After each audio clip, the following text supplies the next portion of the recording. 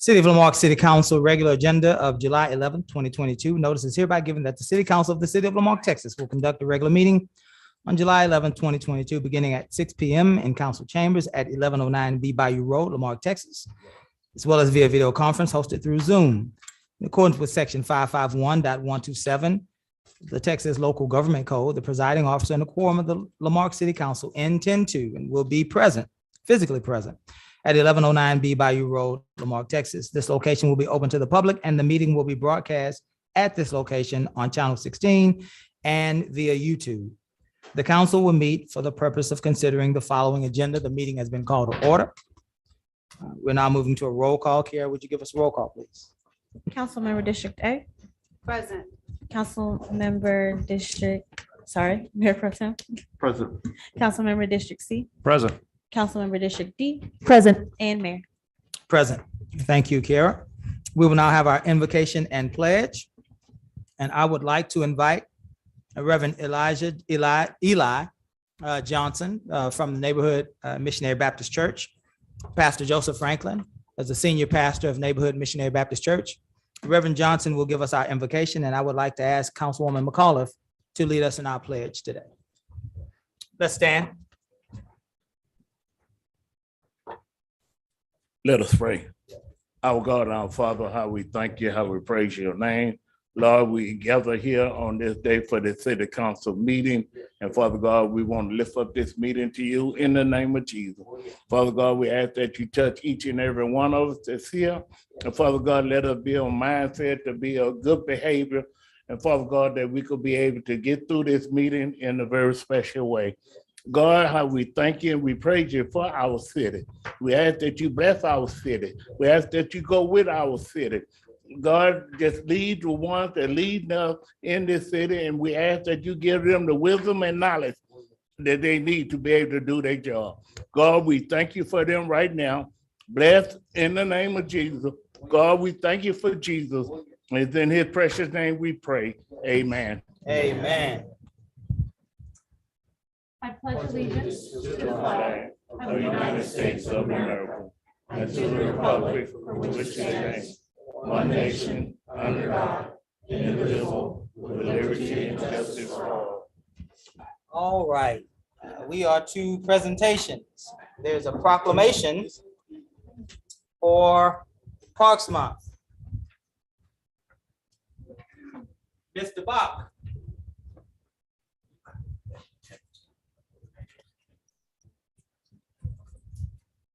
Do you have any other members of your board that are present? I would love for them to come forward. Hi, y'all. All right.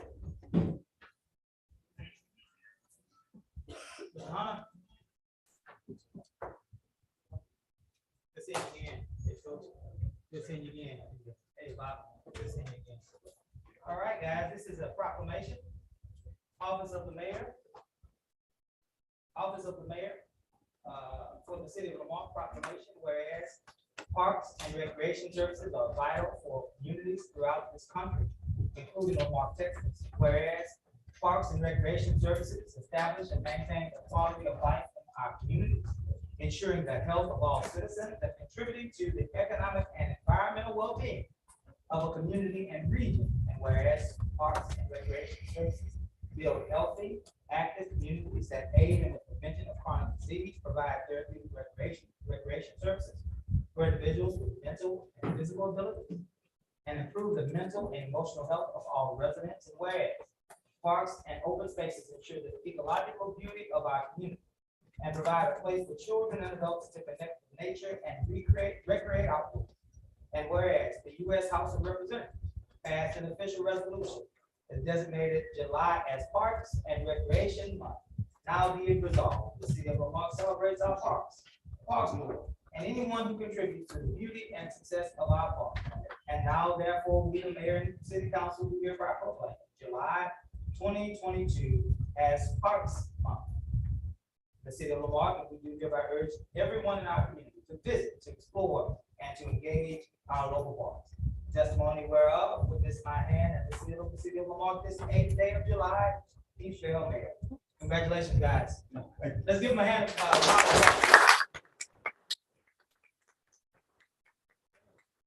don't mind, we certainly would like to hear from our Parks Board. They work extremely hard in the tradition of the late Louis McGaffey. And they have taken the baton from him, and they moved our parks forward tremendously. Guys, would you like to give them a few words? Like I say, we're here to serve like council for the residents. If y'all have any issues with the park board, please reach out to one of us. City tracker, it's very helpful. And bear with us, from May, they finalized the conceptual park master plan. And it's not on the website yet, so we'll get on the website. You can see that it's not just patching the parks, it's totally rebuilt all the parks. And it's very expensive. That's what the $2 ask per month is. And it's very expensive. And I'll say it's very, we're working towards making the park better too. If I may. Wanted also. If you see anything at a park that will help you or your kids that need to be developed, don't hesitate. Those kind of parks. Say something? If I may just let you guys know, the poster that's printed there next to you, Mayor, is a national recognition. It will be displayed proudly throughout our city for the month. And what it is a national month recognition for us to uphold our parks to the highest standards that we can do so. We know we have a long way to go. Admittedly, we own that, but we're working together to try to get there. So we want to commemorate the hard work from you guys, also for all the efforts that you made towards, attempting to get our red, white, and blue event off the ground. Unfortunately, it was delayed due to weather, but we're working on other festivities and things that we can put together as a city, together with our Parks Board, to celebrate our parks year round. Thank you. Coach, You stay talk. I'm a coach, so we're talk. I'll be quiet. We're here for the parks. thank you guys. All right.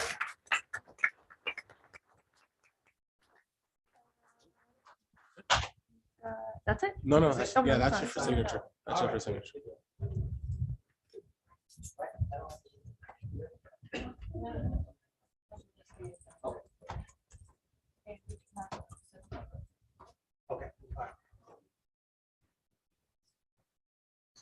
All right, we are at item 4.2, CenterPoint Energy LED street lighting. If you are from CenterPoint Energy, I see you right there. Come on, my friend. Welcome, welcome, welcome. Would you give us your name and your position, and then you can have at it. Absolutely. Thank you, everyone, and good evening. I'm Brian Yang. I'm a service consultant on behalf of CenterPoint Energy, and we typically have an LED coordinator, but she's out for vacation this week, so I'll be, speaking upon the LED conversion project on her behalf. All right. I guess without further ado, I'll go ahead and start. So what we have up here to the left is the CenterPoint Energy LED streetlight replacement slide that we're going to go over real quick.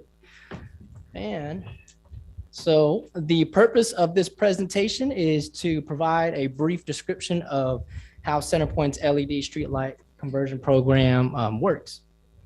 As you all know, you see LED everywhere, right? It could be in your house, your automobile, your light bulb. But what exactly does LED mean? So it means light emitting diode. And what it is exactly is a semiconductor device that emits visible light when an electric current passes through it.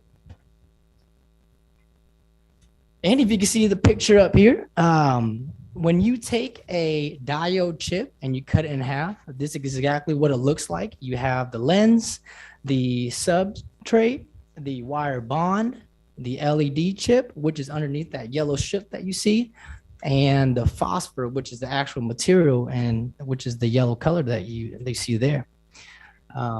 So what we have next is HID lamp versus LED technology. And you can see on the left, we have two pictures. The top shows the HID lamp that will emit the light and the heat. It emits all directions. And at the bottom, we have the LED. It emits one direction, 90 degrees or 140 degrees, and the heat will dissipate upwards rather than all directions. So lamp types that we currently have existing are high pressure sodiums, metal halide, mercury vapor, and LED. Now the high pressure sodium has an 8-year lifespan, which is what you usually see. That's like orange, amber color. Metal halide has a white blue, similar to LED, but they only last about 2 to 3 years. And we also have mercury vapor. And lastly, the LED again, which lasts about 8 to 10 years. Now we have some photos that will show the traditional street light high pressure sodiums versus the LEDs. On the left is the orange, amber, 8 high pressure sodium color. And then on the right, we have the 4K white LED light. Here's another photo comparison. This is Allen Parkway, right by Houston downtown. And this is another comparison photo right outside of NRG Stadium. Now, the advantages and disadvantages, in addition to what we were talking about earlier, it's energy efficient. It uses about half of the kilowatt hours that a traditional high pressure sodium would use. And we'll get more into detail a little bit later on in the slides. The color, it's more environmentally friendly, and the directional lighting that we were talking about earlier, whereas 90 versus 140 degrees, and it's a quick turn on and off. High pressure sodium, metal halide, and the other option, they take about 2 to 3 minutes to warm up and get to its full lumens, whereas LED, once you turn it on, it reaches its full lumen capacity. And the disadvantages, of course, there are disadvantages, so which would be cost and heat. LEDs at the moment are a little bit more expensive, but we do forecast to go down, and heat sensitive. So if LEDs reach a certain temperature, they are more prone to be damaged and stop working. So this slide here is the equivalent LED luminaires in comparisons to what wattage LEDs and wattage high pressure sodium. You see the first row, that's the 45 watt LED, and it compares to a 100 watt high pressure sodium, 70 watt high pressure sodium, and a 100 watt metal halide. And if you keep on going down each row, it's gonna show you another comparison between the 95 watt and the high pressure sodium, 115 watt, and so on. So a little bit more about the LED conversion program. The LED conversion program includes the removal of the existing high pressure sodium or HID luminaires and the photoelectric relay, the installation equivalent LED luminaire. So for example, we have an existing 100 watt high pressure sodium. We'll remove that luminaire head and then we'll install the 45 watt luminaire head, including the photometric relay that makes it turn on and off from dusk to dawn. And we have a few comparisons of example in terms of kilowatt hours that it uses per year, so you can get some realistic numbers. Say, for example, one 100 watt mercury vapor will use 41 kilowatt hours per month. That's going to be 492 kilowatt hours per year, whereas an LED would only use 17 and 204 per year.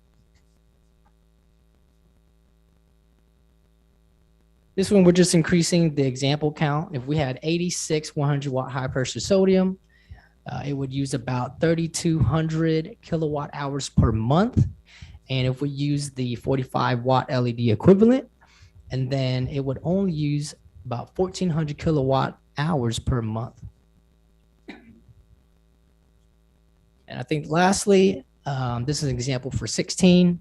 If we used 928 kilowatt hours per month for a 150 watt high pressure sodium, if we did an equivalent and then of LED, it would only be 512 per month kilowatt hours.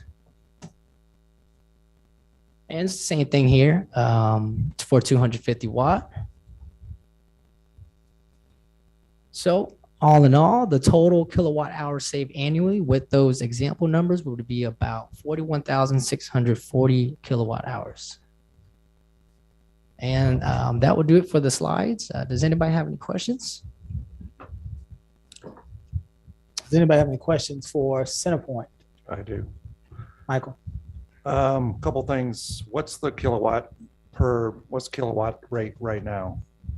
Yeah, so say for example, a 45 watt LED, I believe it only uses about 17 kilowatt hours per month. Now, whereas the rate for the electricity usage, that will be determined by your retailer provider, whoever that may be. But does that answer your question? What's the average? What would the average cost? I'm sorry, I wouldn't even be able to tell you. My And apologies. the other question I had was talked about the LEDs are some about they could be damaged due to the environment. Are we talking about heat or are we talking about cold or what? Yeah, so the LEDs, they could be damaged by heat if it gets too hot because of some type of, manufacturing problems. And then the LEDs, that it's prone to getting overheated if, there's a manufacturing problem or the environmental heat. And then that's one of the reasons why it can go out shorter than the 8 to 10 year lifespan. But that monthly maintenance cost that's paid for, that would be included for us to change it out. So, all lights are prone to heat damage, but that's one of the things that we notice for the LEDs that could be a problem. Any issues at 105 degrees? Now, I don't know the technical degrees on it. If you really want to know, I can look into it and try to find out for you. Okay, I'm good. Thank you. Are you done, Michael? Yes, sir, I'm done. All right, who's next? Quick You question. want to go, Joe? Yeah, if a citizen wants to install an LED light at their property, how would they go about doing that? Yeah, so if a citizen wants to install an LED street light and pay for the LED street light, and then they will reach out to myself or another consultant, and we'll coordinate a site visit just to see that we are capable to install a street light at that location. And once that is determined, about 1 to 2 weeks later, we'll generate an agreement letter, a form called a master contact data form, and a design sketch indicating where it's going to be installed at. And then we'll send that to the resident. But if it's like a city that wants to install at that location, we'll go about it the same way. But if you do choose to convert all of the streetlights that are on your current account to LED, and then we will slowly convert all of the streetlights that are currently being built and paid for by the city of Lamarque. If I may, on that note, as part of our current light project that we're doing a 3-phased approach to that, where we're converting all of our current high sodium lights to LED. That's phase 1 from both of our providers, both Texas and Mexico, you heard from 2 months ago, and then now from Centerpoint. That'll be the first phase. Second phase would then be to look in the major corridors and collector roads at adding new poles or new lights on current poles to be added as LED fixtures preferably. And then the third phase would be on the actual neighborhood road. So we're already working on something similar. Somebody would like to go on their own much faster, they're obviously welcome to do so, as has been mentioned, but that is part of our 3-phased approach that we're launching or have already launched as part of our light study. We asked Centerpoint to come forward. We signed a letter with Texas to Mexico roughly 2 months ago. So this was back in May. With Centerpoint's process being slightly different and then requiring an agreement versus a letter, we're now following that process, do the same work. I would like to point out Centerpoint is a little bit more advanced right now currently because they have current LED fixtures available now that Texas to Mexico is working hard to also get. So based on funding availability, time, effort, we're going to try to make sure we are as equitable as possible as new conversions take place. So we make sure that we limit that throughout the entire city. So to not give anybody any unfair advantage in any case, shape, or form, but still in line with our current phase one of our light program. So is the process easier? Because I know for Centerpoint is primarily on the west side of the market, correct? And Texas, New Mexico is on the east side of the market. So the process to get, if someone wants a lead light on the east side of the market, let's say in District A, is the process the same? Yes, the process would be the same. It would be based on availability by the carrier. So if the lighting question were to be from Centerpoint versus New Mexico, Texas, New Mexico, or vice versa, depending on the availability, then that would be the same. As part of our light study, we're doing a overlay of our current lights where they are and which areas need it the most. Currently, and I don't have the exact number in front of me, it's 100 and something lights that Centerpoint would need to change out to LED. I want to say it's 126 or so versus Texas, New Mexico has about 700 or so to change. But for methods of equity throughout all of our providers and all of our residents, we want to make sure we institute the program for all partners at one time. Good deal. Joe, you want to jump back in? Just, Brian, but you never gave me a figure. I want to put, if I want an LED light, what's it going to cost me if you have an answer for that? If the city is requesting to, No, I'm a private citizen. Okay. And I want to put an LED light. What is it going to cost me? so there are a few factors of costs: installation costs, monthly maintenance costs, and the electricity usage costs. The installation cost is based a lot on material and labors. I can't give you an exact cost. But if that's something you want to look into, you could definitely reach out to me and I can get into the details of that. But in terms of the monthly maintenance cost, that's set in stone and we have that in our streetlight tariff. And like I was saying earlier, a 45-watt LED would probably be about $11.09 per month for the maintenance alone. But And not the install. The Texas, New Mexico had a fee for the LED light itself. You guys don't have a fee? so whenever we do install a street light, if we install a direct embedded metal pole into the ground, there's two options: the underground street light or an overhead where we install it on an existing wood pole. Typically, if there's an existing facility like a transformer or an overhead conductor that we can tap into for an overhead street light, there will not be any installation cost. But if it's a metal pole, that's when we do factor in the cost of labor and material. All right, thanks. Any other questions? Very good. Thank you, sir. Thank you, Ryan. Thank you, everyone. Thank you. We will move now to our item 4.3. That would be GCWA presentation to address revisions to prior approved contract. If you are with GCWA, there you are. Please state your full name and your company, sir. Welcome, welcome, welcome. Thank you very much. My name is David Davis. I'm Assistant General Manager for the Gulf Coast Water Authority. So we appreciate the opportunity to visit with you again. When we presented before, we presented the impact of the contract and we're still going through the budget. And as a CPA, it's always embarrassing to have to come back and change a number. But at that particular time, we did not have the O&M costs calculated. The O&M costs do not impact the prior contract because, or the new contract, because it's based off of usage. So when we calculated the total budget usage, what we have seen is the city of League City has reduced their water usage by about 4 months, and the city of Galveston has reduced their usage as well. So what that does is that causes an impact of an increase that for the total to the city O&M based on the old contract or the new contract of $194,000. And that's an increase of 17.89 cents and a 23% increase. So that was just a mistake on our part when we presented before, and I'm happy to answer any questions. I'm sure there'll be a lot. Any questions for GCWA? I have one for clarity. You said League City and Galveston water usage was reduced. That's correct. Their previous usage under the existing contract, then you would have notified the member cities that there was this excess capacity, correct? No, sir. So what's the process? Okay, the capacity is based off the total contract quantity that has now been purchased if the city so chooses to go forward with this contract. So the allocation of any excess is completely gone now.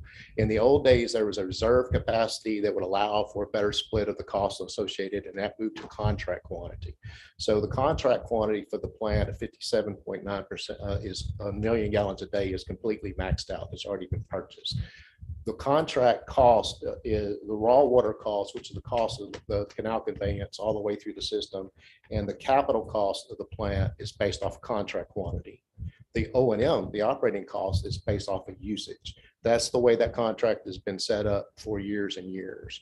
The thought process being that a reduction in O&M cost, it would end up being a saving. So as a entity reduced their usage, they would see a savings. But that's a little bit of a myth because it is not a rate-based organization.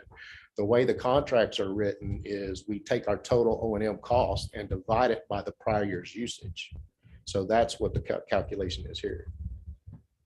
And the new contract is really including that, as well as then the bond fees associated with the expansion of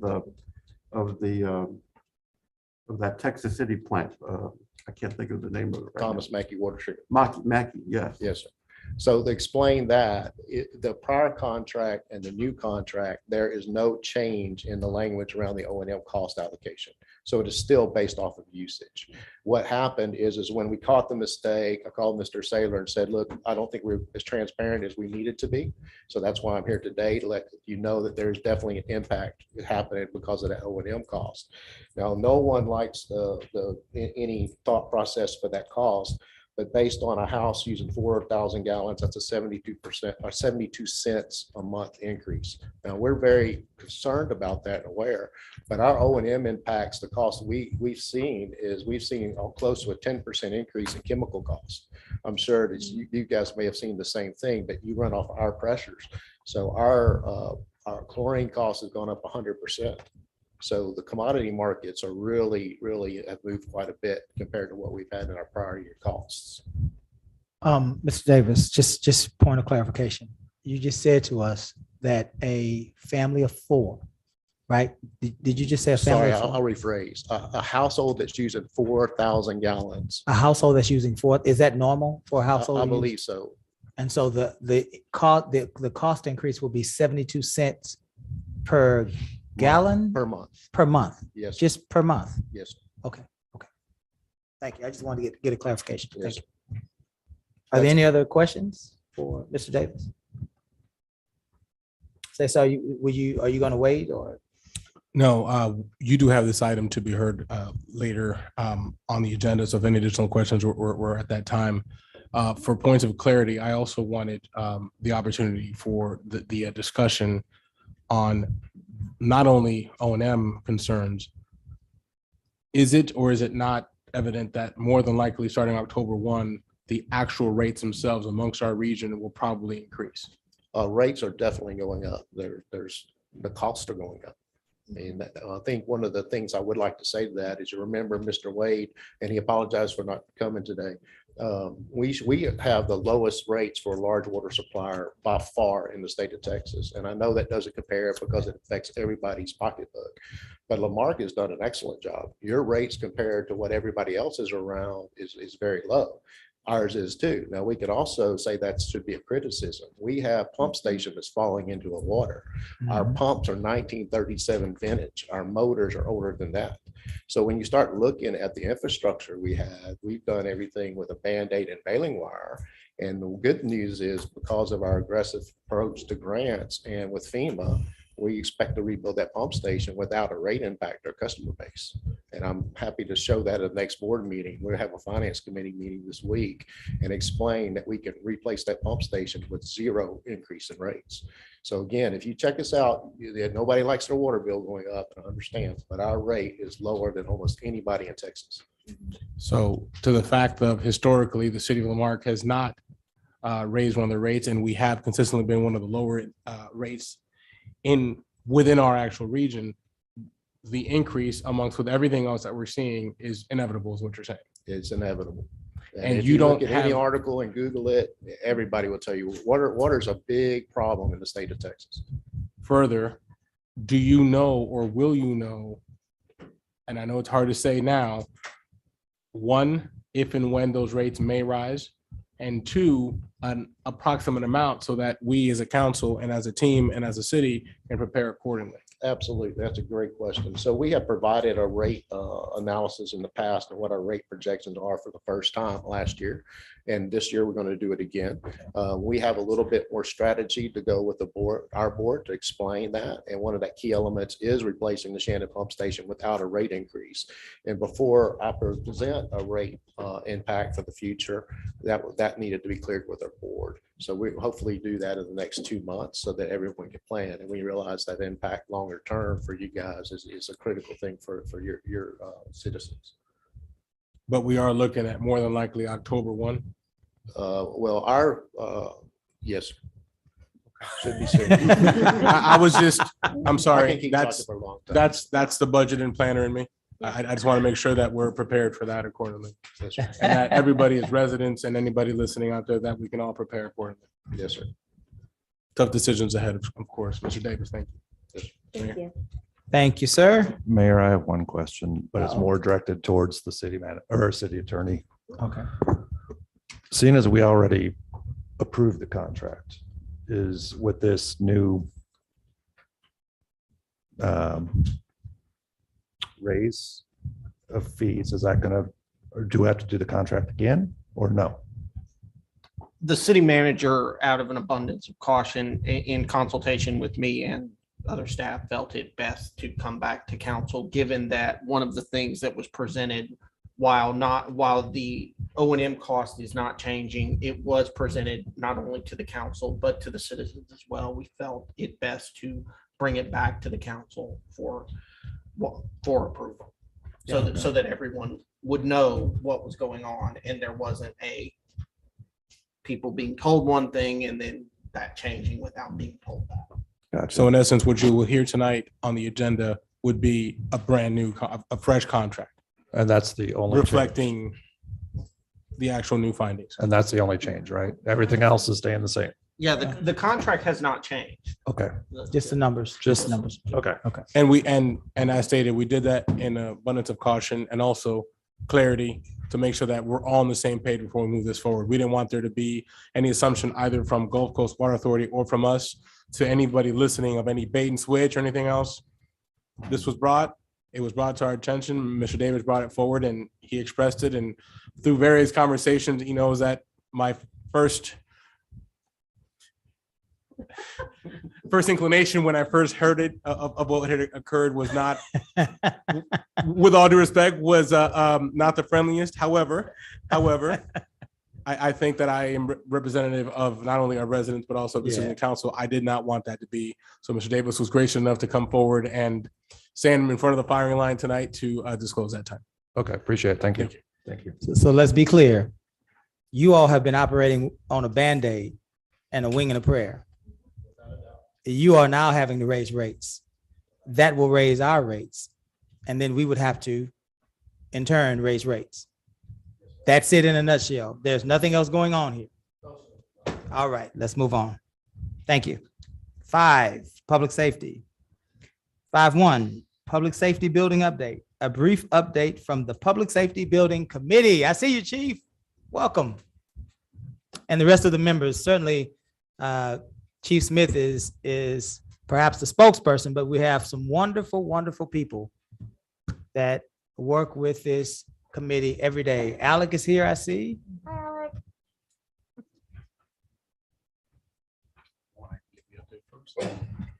Miss All right, Austin and Miss Pennington are here as well. Welcome. get the whole crowd. Council, good See evening. Mr. Morris. Welcome, sir. It's much cooler here than back there. So I'm gonna take a good long time. So we don't have a presentation this evening, but wanted to give an update on the last 2 meetings that were had over the past month since we were here in June. So I believe, and I'm gonna get these dates wrong, June 15th or so thereabouts, that first Wednesday after our council meeting, we met as a committee and had speakers from Jay Dunn give a very lengthy presentation on P3 developments, public-private partnerships, at the request of city manager, and the disclosures of what happened last month coming to light. We wanted to make sure that the citizen committee was well informed about what a P3 is, what its mechanics are, as much as one could digest in a 2-hour meeting. And so we went through in fairly high level detail what the options were with respect to the EDC, with respect to adjacent properties being potentially available for purchase. Looked at what that type of project might look like in terms of the consolidation of city functions, city staff, and just kind of give a very broad brush presentation of what that would look like. We then had I would say, a very lengthy conversation about P3 developments. What is a P3? How does it work? Where does the financing come from? And I'm not going to get into that tonight. And again, very broad brush, what are the options for the city of Lamarque with respect to the public safety building by itself, and then a larger development, should that be an option in the future. And so I think the citizen committee had some very good feedback and questions. That meeting was attended by 3 or 4 other private citizens who came. And I would like to think that we were able to leave that meeting with everybody kind of being on at least the same preliminary plan about what that is and how that works. In our subsequent follow-up meeting, which we had last Wednesday, we basically gave a big summary, kind of where we've been, what we've done. We reviewed kind of, again, just briefly, what the various funding mechanisms for public safety would be. We reviewed or brought up topics that were presented to this board in May from the bond guy, that's what he calls him, just to kind of go through kind of what the realities are in terms of the cost pressure that's on this project.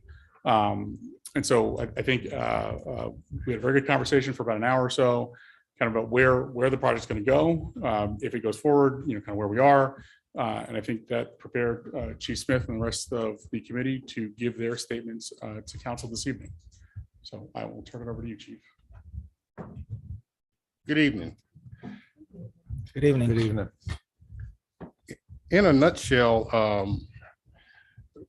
we're pretty solid on what we had originally agreed to.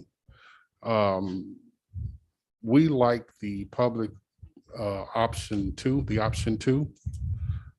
one that has a police station along with municipal courts.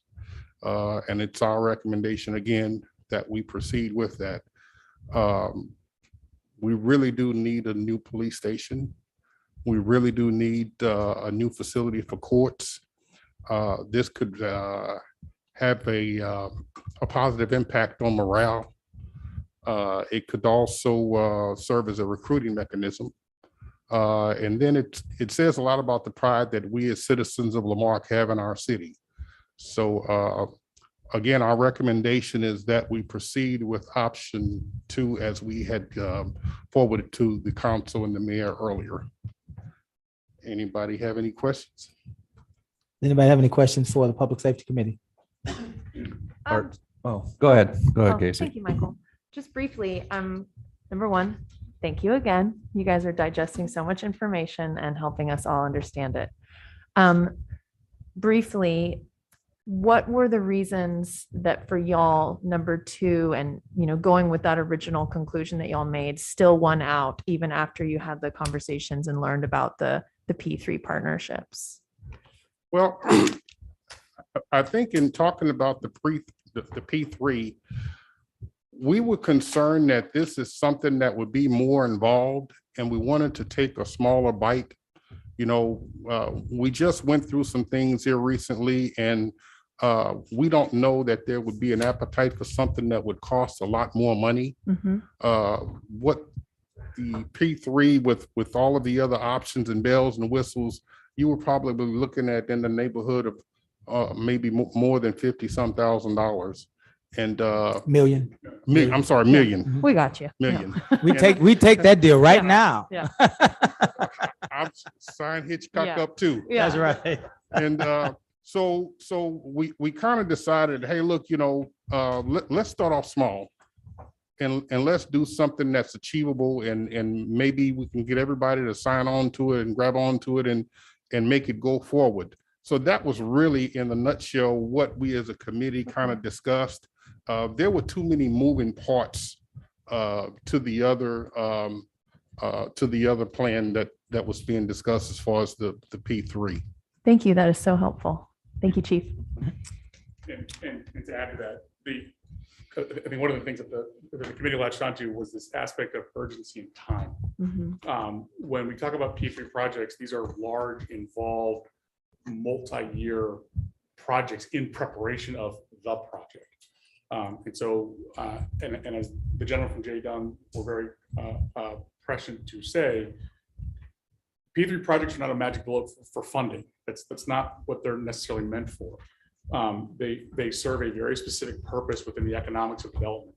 And in this case, the critical mass required to merit such an investment was on a much, it's on a much longer time frame, scale, and cost that I think everybody was comfortable with. So the aspect of urgency and time was, I think, very much discussed in that meeting in terms of how we arrived at where they arrived.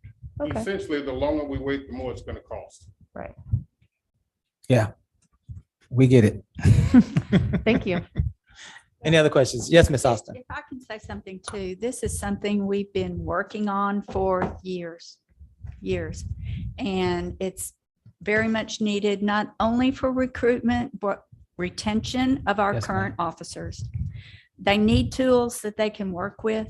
They need a safe environment to work in. The current conditions that they're working under are not safe. And we don't need to wait 2, 5, 10 years from now. Something needs to get started now. And so when we were presented with the P3, a P3 it's intended for a more complex project. Something that I don't think the city is ready for right now. Yes, we need something like that in the future, but now is not the time. I think on the smaller scale, a public safety building that can also contain our municipal courts and a community event center that will be utilized both by courts and by the community. The courts only will use it 2 days a week. After those 2 days, it's open for the community to be able to use, not just the citizens for their own personal events, but for the city of Lamarque. I know the chief is trying to promote the community policing. This is a perfect way to involve the community and draw them into the city itself. And it will be something that will be long-term. This building will last 50 years. It's something that we can build onto in the future if the city outgrows it. It can be the option 2. I think you asked why we chose the option 2. We chose that because it is something that can be added onto very easily. So I think our full consensus was that we stick with what we proposed last month, which was building the public safety building option 2. Very good. I have a question. In this process, did the committee also discuss the mechanism to do the plan too? That's to say, was there a discussion that we should present this as a bond to be? We discussed bonds, we discussed COs. We definitely do not want to consider, we don't think the council should consider the P3. Okay. The COs were discussed and the revenue bond. We feel it's important to get the views of the citizens, which we did. The meetings were open to the citizens of Lamarque. We had 4 at the last meeting, 2 at the meeting prior to that. as far as in-person involvement, that's all we had come before us. As a committee, though, we contacted neighbors and reached out to citizens that we knew and took their comments and input.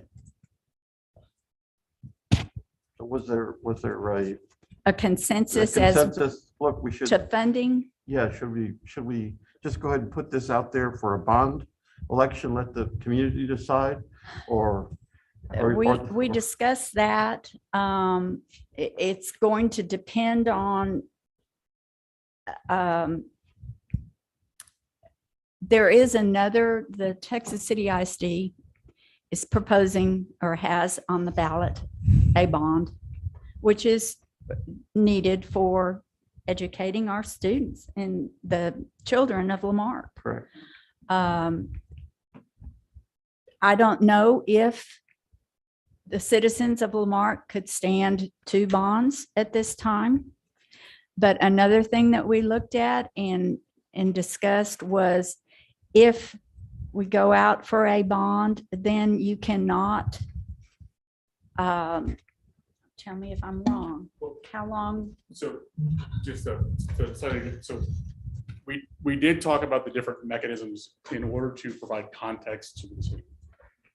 But the ordinance that created the committee does not charge the committee with finding funding mechanisms. Right. And so we did not advise on that. We touched on it for the purposes of giving context, but that question was not asked directly as it was not part of the charge. Mm-hmm. Yeah. Ms. Austin, you said to us earlier that your committee outreached your neighbors and friends that live in the community. Sounded like you were suggesting that the response was favorable to a public safety building? Definitely, yes. Was it I over? took that into consideration. Was it overwhelming? Yes. Chief Smith? Nobody said no to you. Ms. Pennington? Mr. Morris? Everybody said yes. They definitely said yes to Okay. the need for a public safety building. Okay. I think they've done their job. Yes, ma'am. I have a question. Do we Michael ever- has a question. Do we ever get a number for Plan B? Do we get a total cost number? Yeah, so we have a preliminary cost estimate that was shared actually with council and with the committee. Refresh my memory. I slept since 15.4 then. is the project cost. 50.4. That's the all-in. Okay. 15. 15, okay. 15.4. 1.5. Sorry, no, Okay, 1.5. 15.4 was Okay. the all-in number. Okay, thank you. Very good. Any other questions for the Public Safety Committee? Sounds like, come on up, Robert. Sounds like we're going to open this up to a few members from the floor. This is a transparent government. Robert wants to ask a question. Robert, as always,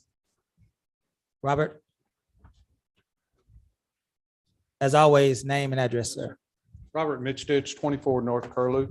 I attended one of the meetings before last, and one of the downfalls I see is that none of these PDF files and designs were ever made public, on the meeting notes. They were all just displayed.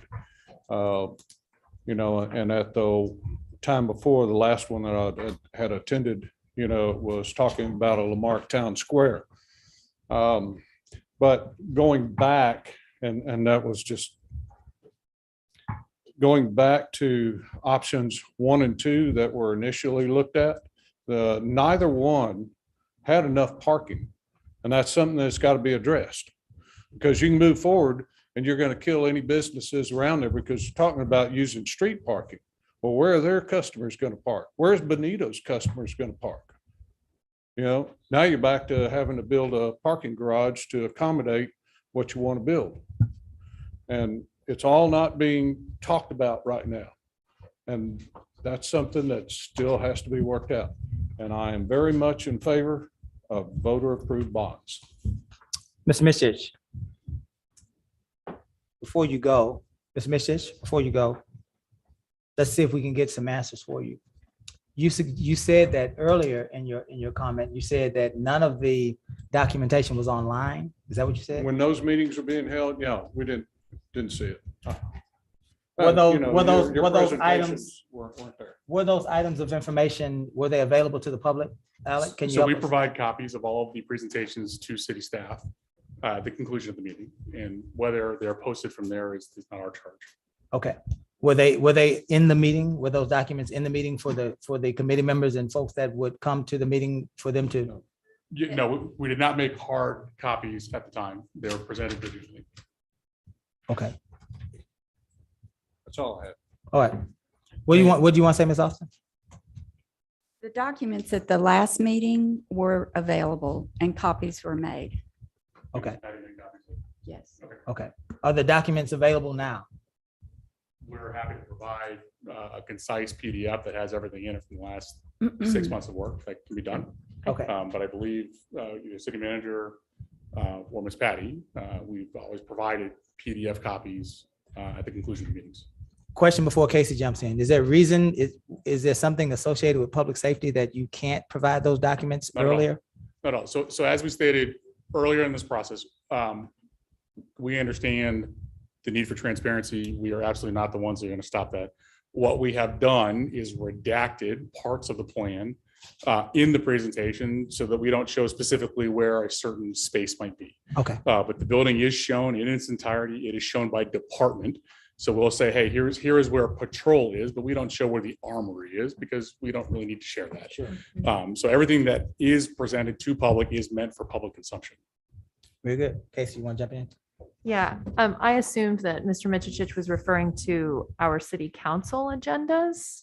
Is that correct? That you were asserting that those presentations and all those documents were not made available on our new agenda system that were for the city council meetings, not the special public safety building meetings? Oh, so you're talking about the special meetings. Okay, well, okay, sounds like, okay, that's good to know. I see Keisha. I did have a question for Alec because I remember us discussing parking for quite a bit. And I just was thinking, but I think it is a very valid concern, considering where site number 2 proposes to put it. Would you just really briefly recap for us what the plan was? Because I remember thinking it wasn't going to take up all other retail parking. Right. So I'm going to just from memory and I might be off by a little bit.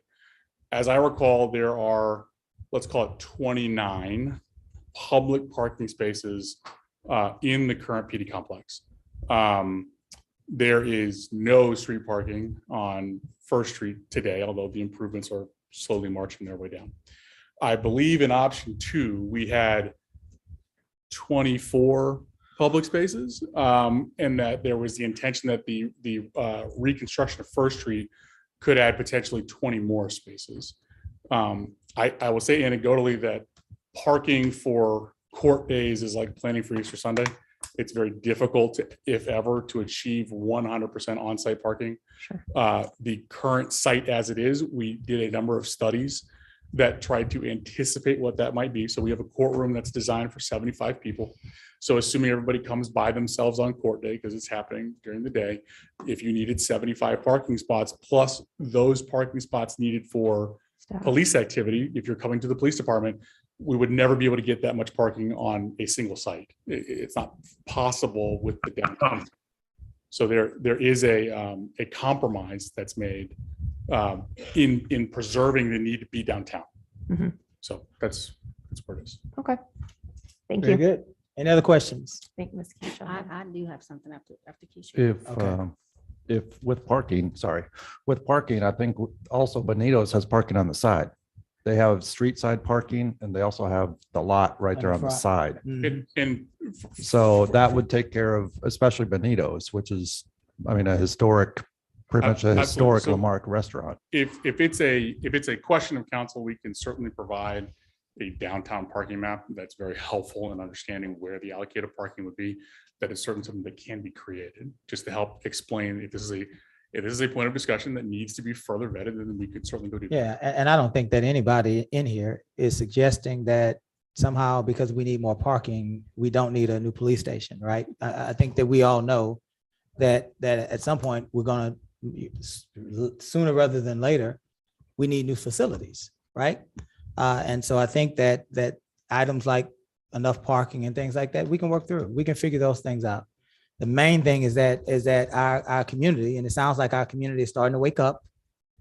Our community needs to be involved in these discussions in a full way, our entire community, so that we can get what our entire community wants. Sounds like there's a whole nother pocket of people that want things to be done in a different way. We need to tap into all of those facets so that we can get a plan. Ms. Keisha, you can come forward. My comment is just as a suggestion to include those pockets, to Yes, do ma'am. something like what. Ms. Keisha, because you're not on the committee, give me your name and your Oh. full name, and your address. I'm sorry. Yes, Keisha ma'am. Murphy, 2604 Cedar. Yes, ma'am. I do believe there was a plan for a forum that's online that people can go to and vote on things. I don't remember what that was called. Survey, That was for the. a survey, ARPA funds. survey. Yes. I mean, that would be something that the whole community would have access to, even if they went to the city site, click on it, make their decision. Do you think and we need a new whatnot. public safety building? If so, what would the options? I think there Yeah. are necessities across the board. I think Sure. there are. But we also have to be sensitive about the things that the citizens utilize every day, like our streets and resources around our city.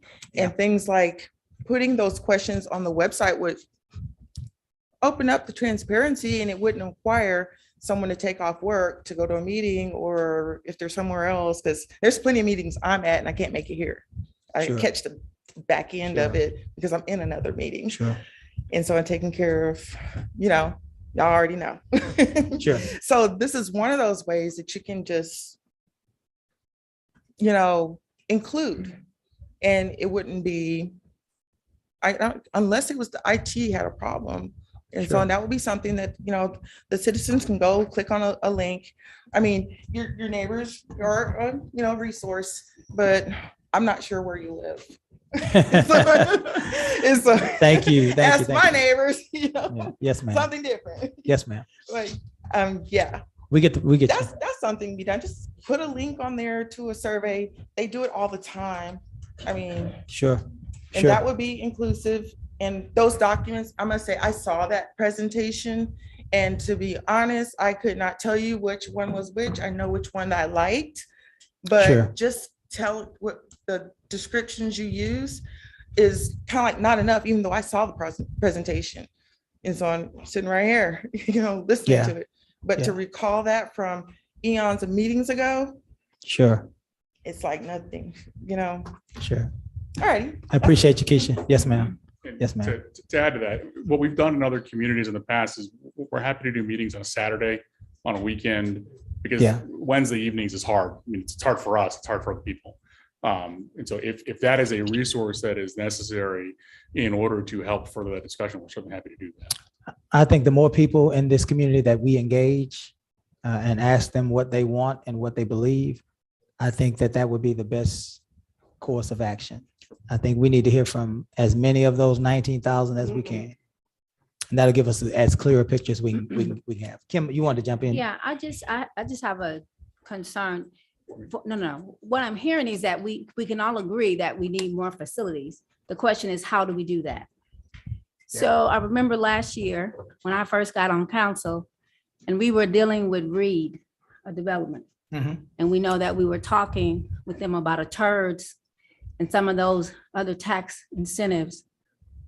Have we, and that's just something to consider, talking to our new developer about a give back perhaps to build a public service building as part of the new dog track development. Does that hurt to ask? To be a part of that? Cities give tax incentives and TERVs and all of those give kind of programs to get them there. So that's just something, because I think we all know we need better facilities. The question is, how do we get to that? Money, do we do it with a bond? Do we do it with the CO? But if you have a developer that's willing to do it because it's needed, I mean, just a question. The worst they could say is no. And along those lines, without just coming out and asking for it. That's along the lines of what a P3 kind of sort of equates to. If you get to that, unless you get somebody who wants to just donate those facilities. And yes, that is something that we have discussed internally. We're waiting for certain plans to be submitted. And then at that time, we can approach that way. But that has come up in the actual discussions. Very good. Yes, ma'am, Ms. Austin. One more question. At the end of our meeting, the committee would like to know, we felt like we have completed our first directive from council, so we need to know how to proceed. I think what will happen is you all are giving us your final recommendation. At some point here in the near future, the council will have to take this up and provide direction. So you're giving us your recommendation at this stage. We're gonna have to deliberate on it in one of our meetings.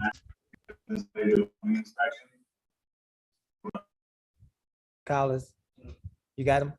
Okay. We're gonna have to deliberate in one of our meetings, and the council will have to provide direction for the city manager and the public safety committee as far as finishing your work. That's what it sounds like is gonna happen. And that will be received. That'll before the be, this is the July meeting. That may be the August. Excuse me. So we'll still have a meeting Of in July. 2 weeks, well, next week. We will have to discuss that as far as what direction is actually received. Okay. More than likely not, based on the fact that there's no new direction available from between now and then. Okay. Also, with some other pressing meetings that we have during that time, it may be best to table until that's taken care of. Thank you. Thank you guys for your hard work. Let's give them a round of applause, guys. Thank you all for your hard work, for your dedication. This is definitely an important subject in our community. And so we appreciate all of the things that you've done to help us move this ball forward. We're on item 7. Nope, 6. Item 6, citizens participation. Citizens from the public will be heard at this time. Any person with city-related business who has signed up may speak to council. It will be limited to 3 minutes. Here is our trusty timer.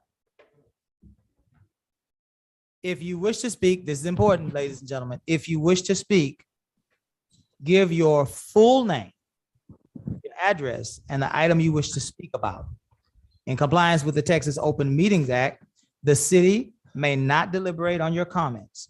Personal attacks will not be allowed, and personnel matters should be addressed to the city manager during normal business hours. If you are joining us via phone and you wish to speak, press *6 to mute or unmute yourself. If you are joining us via Zoom on a smartphone, tablet, or computer, there should be a microphone icon in the lower portion of your screen. Please press on the microphone icon to mute and unmute yourself so that you may speak. If you are speaking in person, there is a podium to your right and my left. You may approach the podium, again, giving this council your full name and your address and the item you wish to speak about. Kyle, are there any persons online that wish to speak? Yes. Very good. Can we have your full name and your address, please? Can I be anonymous, please? I'm so sorry, sir, but we have to have these as records for our meetings. Could you give us your full name and your address?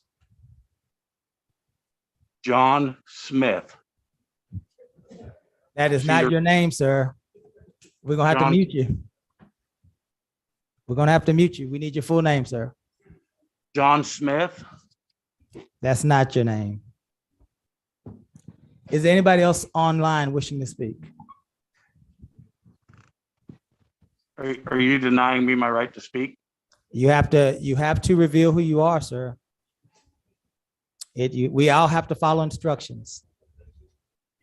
John Smith. Kyle, let's move to the audience. Marvin Johnson.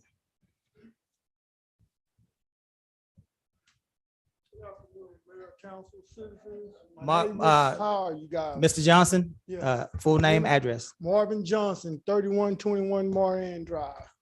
Today, what I bring before the council is I've heard that Tech City has a rent control, and I'm wondering why don't we have rent control? Because I'm seeing a lot of people being kicked out and evicted and removed due to taxes and all other kind of things. And why don't our city have help for its people? And we were at one point, all you guys constituents helping you all get in office, and there's no help for us. And I want to know, why can't we bring that to a vote, and what we're gonna do about it? Can we put it on the agenda and figure out?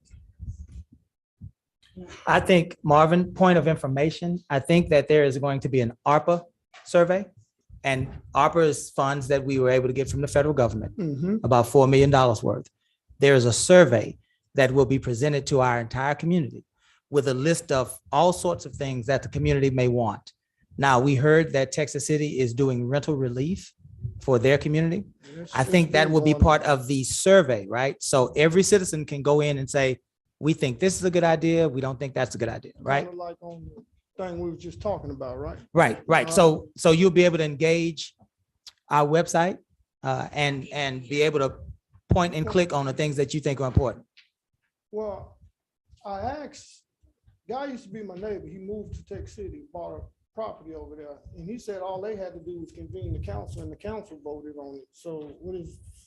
Point of information, the way that we're doing it, and the reason I keep saying that, Marvin, is because I can't talk to you. Yeah, I can't talk to you unless I'm giving you information. Yeah.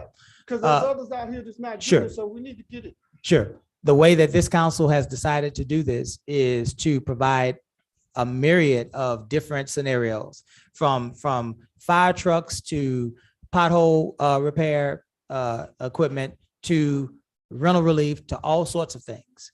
And so when we get that feedback, the council's then going to reconvene.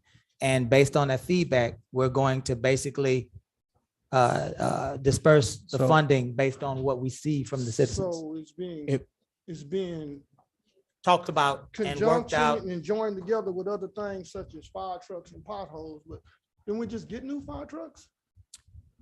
I tell you what, we're at where we are right now in the meeting. I can't keep with it.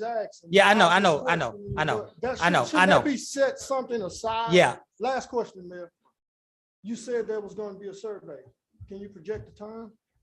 I can't have that answer for you. Go ahead, say so.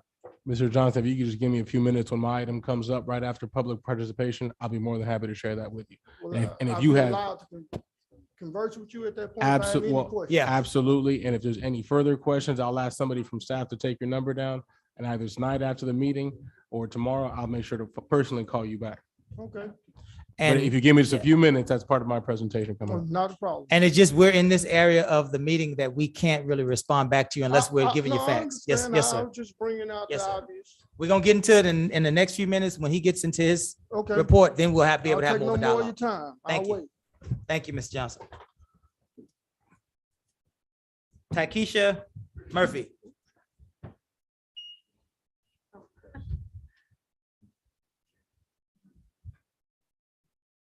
Please, full name, address. I know you said it before, but we have to make sure we're following the rules. Takesha Murphy, 2604 Cedar.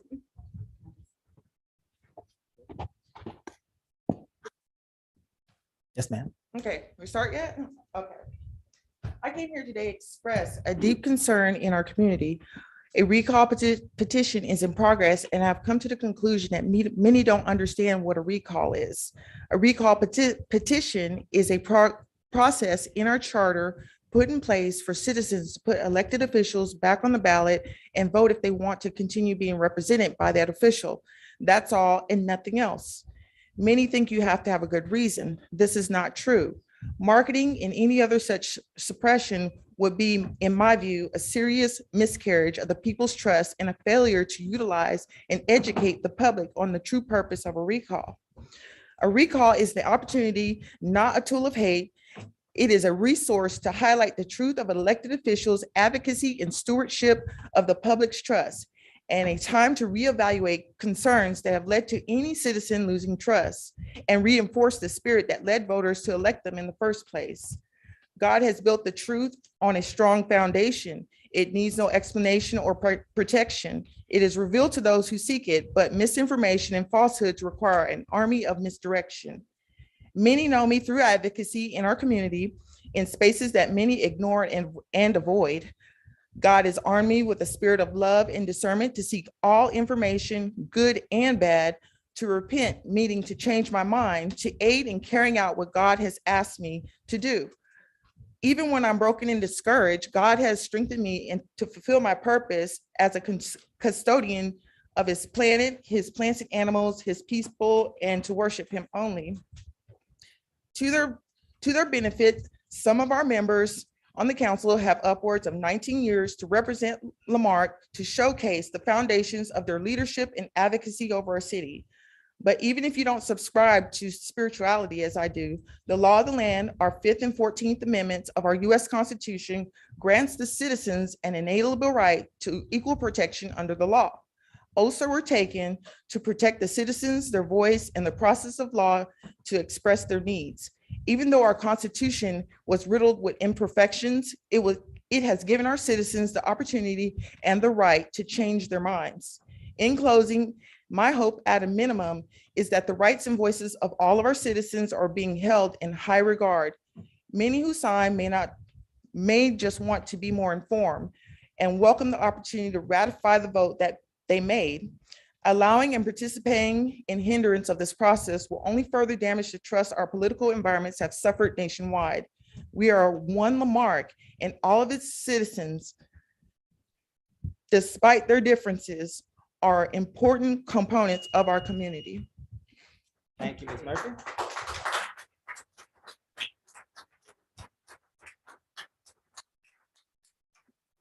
Danny Barnes. Welcome, Mr. Barnes. Name and address, please.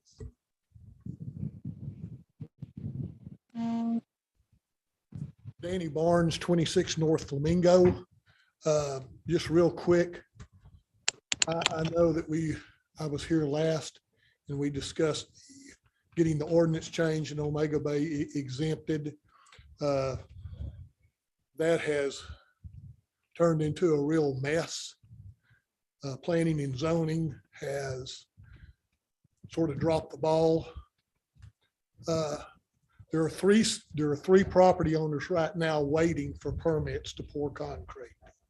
I would ask that the city manager, city council, the mayor, somebody do something to give a temporary variance to those three people so they can go ahead and get their concrete poured. That way, if the ordinance takes another 3 or 4 months before it gets passed, these three folks can go ahead and get their concrete done without having to wait around another 3 or 4 months for an ordinance to happen. And I know the authority rests with y'all. This is something y'all can do. So it's something I'm asking you do for the citizens is give those three people the variance that they need so they can go ahead and get their concrete poured. Very good. Thank you.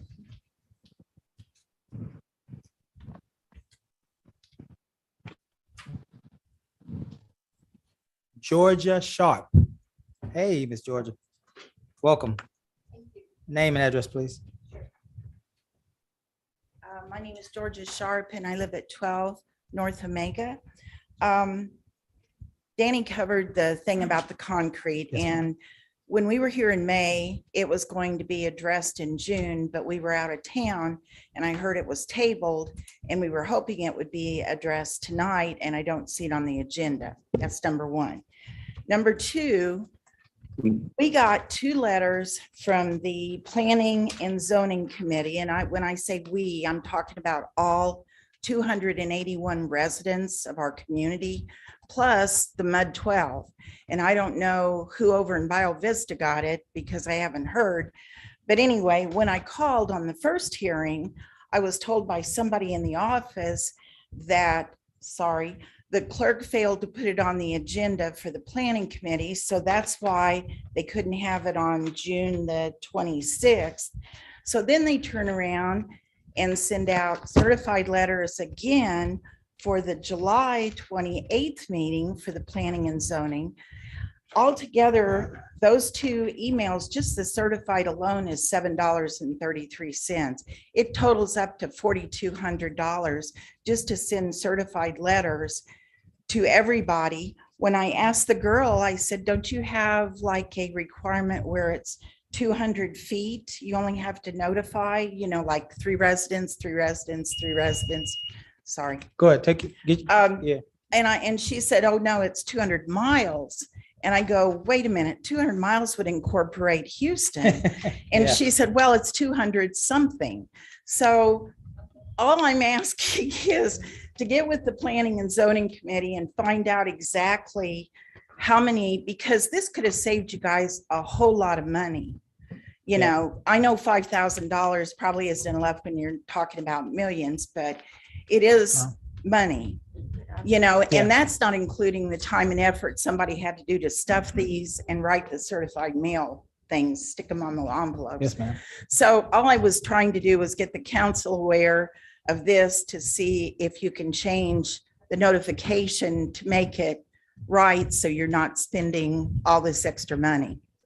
Very good. Thank you very much. Say so. That's 2 Omega Bay residents in a row. Is there any point of information that you have to offer right at this point? The incorrect posting on the date was brought to our attention, and it was handled in-house. And we're working to clarify that to make sure it doesn't happen again. Mr. Barnes talked about this being stuck in planning and zoning. Do you have any point of information about that? Gus has that. Please. I can do that, Mayor. The Texas Local Government Code is very clear. Any amendment to any zoning must comply with the requirements set out in the local government code. If you want to amend a zoning ordinance and you have a planning and zoning commission, as the city of Lamarck does, the planning and zoning commission must give a report to council.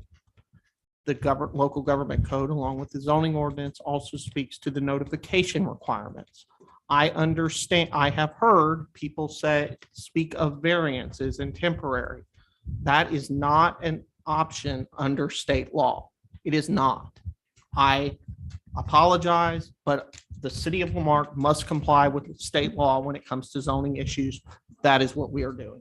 Mayor, and if I may, so the recourse, and I think Kathleen is in the back of the room. The meeting is scheduled for the 27th, 28th. Sorry, I didn't have my calendar. Thank you. So the 28th is the very next meeting.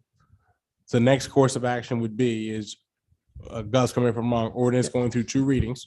So it would go to planning and zoning. Once planning and zoning would conduct a public hearing in accordance with not only state law, but the Lamarck zoning ordinances. Once it is, planning and zoning will make a report. That report is generally just do we recommend approval or disapproval of the amendment? That then ordinance then comes to council for first reading.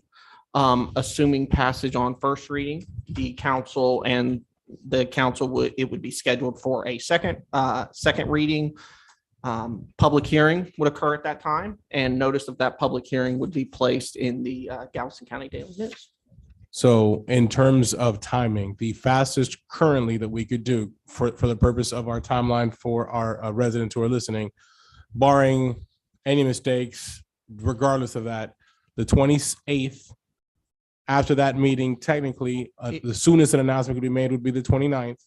Right, and it could be placed on the August agenda. Correct. For first reading. For first reading. The only way to expedite that would then be to either put it on a special meeting agenda as a second reading with the 72-hour posting requirements, correct? Right, and not to commit the council to Sure. for further meetings, but I will say that is budget season. So the council will be meeting Anyway. more often. Yeah. So as long as it complies with the posting requirements in the newspaper in the 72 hours, it could conceivably be done sooner. We could just do it during the budget workshop. As soon as we come in one of those mornings, we'll just have a meeting from 10 to 10:15 and do it then, which will save us about maybe 2 or 3 weeks and move forward. It's not a hard thing, right? As long as we wanted to declare what the timeline would look like now, presently. Yeah. I would say, yeah, we can't really say a whole lot, but I would say that would be a good idea, guys. Thank y'all. Eva Livy. Welcome, welcome, welcome. As always, Miss Eva. Yes, ma'am. Eva Livy, 2808 Finnan Street. I'm a broken record, y'all. we've been dealing with the agendas and the meeting notes and everything for it, of them not being updated properly. For the agenda for this meeting, you guys, we got 4. And the last one was posted at 3:49 today. In all honesty, there's a couple of points that I'm going to make on this, because the things that changed were items that were on the agenda on Friday it said 3:47. I don't think any of us saw it posted at 3:47. We all discussed it. It wasn't on the actual site, but the timestamp on it says 3:47. And it was 5:15 that it posted on the actual site. On that date, we did get emails. We got 3 emails in regards to the agenda. The agenda, the documents changed, some of the points changed, things were taken off. The very last agenda on Friday had taken off. Okay. All right. Honey, how you doing? The very last agenda that was on that had actually removed 3 documents off of for the minutes. Okay, we haven't had minutes posted in one of our meetings here in, I'm talking a year for minutes to get approved. Okay. And some of the minutes that were on Friday got removed Friday and not added back on. And then they were added on today at 3:49 while everybody's at work again. And I haven't had a chance to go back over the ones that were just changed, which I have concerns about, because there's meetings that we're holding. I'm sorry, I can't think of the word of it. The one that you guys held in Texas City. The retreat. The retreat. Thank you. Mm-hmm. The minutes that were posted on that, we were in draft, and there were really no minutes on there. It was like just bullet points. Didn't say anything what anybody said. Nothing. That's not how you do minutes. Minutes aren't bullet points. Minutes are to say, just like me standing up here right now talking, she's typing, she's putting in my info, what I'm talking about. And if we're not going to do anything about these minutes and the agendas and whatnot, it's going to go further than you guys, because it's been talked about way too many times. And I'll keep coming up here until we get it right. You wind your feet to the fire, sir. I'm holding your feet to your fire. Thank you. You have a point of information? Nothing further to clarify other than the fact that we did have some technical issues on Friday. We were here in the office late. No. That was actually 2 months ago, but nonetheless, may I? Yeah. As I was saying, I'm not deliberating. I'm trying to provide a response if I'm able to. So we had several items on Friday that we posted. They were not posted. We received alerts, and those of you that are signed up to our alerts, I personally was here in the office as well, receive alerts for all of the agenda items that came up. The last agenda that was posted was for our city council meeting. I did not get a personal alert on my phone, as I did with the others, which immediately, end of day Friday and into the weekend, we were saying, why have we not received it? Some folks received them, some folks did not.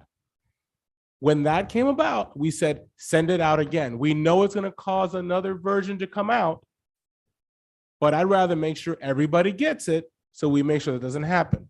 For matter of clarification, Madam Clerk, how many times did we post it on Friday? On Friday, you asked for the same agenda. It has a different number because in order to resend it, you have to republish it. You asked for the same agenda to be reposted 3 times. So the 3 messages, and some folks got 3, some folks didn't. Why? I'm telling you right now personally, and we're dealing with it internally, I still did not get my vote. I had to go on the agenda to make sure that it was posted. I had to personally go in there and make sure it was posted. That's when I felt a sense of comfort because we had folks in the past have said, hey, we're not getting the agendas. At that point, that's where we left things off. Once we knew it was out there, we knew it was posted. That's at the point that we went forward. Very good. Let's see. Mike Rock Bach. Come on, rock us, Mike. Name and address, sir. Mike Bach, 106 Long Ridge, Marque. I was going through the agenda meetings and such, and one item y'all are proposed to hear tonight is fees. Don't know where those fees come from. I'm not familiar with the building fees, but I'm assuming most everything went up, but there's a lot of new fees on there. That's where I come to speak of, for instance, tent fee. Just reading the wordage is very excessive. That's a tent size of 200 square foot tent that's a 10 by 20 somebody puts up in their backyard. Charges $200 fee for that. That's very excessive. I coordinate with a team up in Houston for the Houston Rodeo. I paid $80. Their fee was for 1,200 square foot and above. They don't even charge a fee below. It was only $80. So fast forward to these events we have in the city, the Crawfish Bash, the City Bayou Fest. Crawfish Bash, about 50% mom and pop teams. The Crawfish Bash is about 50% mom and pop teams. The Bayou Fest is about 75%. You go and charge us $200 fee on those tents for those mom and pop teams. That's a deal breaker right there. Of those 75%, I'm willing to bet you 50% will drop out. You know, these festivals are for the residents, but they're also to bring out of towners in to see our city. And I'm just, that's one of the fees I saw that just really struck me as odd. Now, another fee that I thought was a little higher, excessive new fee is the fee where they charge for amperage of a sound application, sound machine. You know, that gets in, and again, it doesn't say if it's commercial or residential. That gets, so what's that's going to end up costing the city, because we pay a sound engineer to run the equipment for the BioFest. So they get charged more money. They have to pass that on to the city. Yeah. So now, that being said, I'm not familiar with all the home fees. There's a lot of them in there, but I know for a fact the city, a lot of these fees also, obviously, they're going to help the city financial situation, but yeah, dealing with the parks. Santa Fe on new home builds has a $300 fee for each new home built, and that goes into a parks board fund. So, you know, that's something to consider.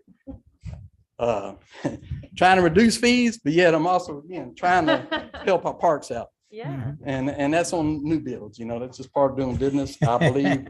The only other one I saw that really caught my attention was all the alcohol fees. Yeah. For all the businesses. Again, you're not trying to, it's a double-edged sword. I'm gonna be quick. It's a double-edged sword. You gotta be careful about some of these fees because, you know, that could deter somebody from doing business within the city. So when we get to that item, just yell out what those areas of concern are so you can help us. I mean, I just told you. Yeah, but we're gonna need to hear it again. It's a lot of information. I don't have that list with me. That's all right. We'll work it out. We'll work it out. Just make sure. Make sure we'll work it out.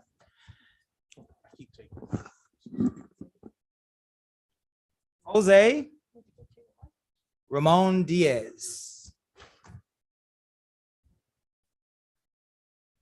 Welcome, sir. Name and address.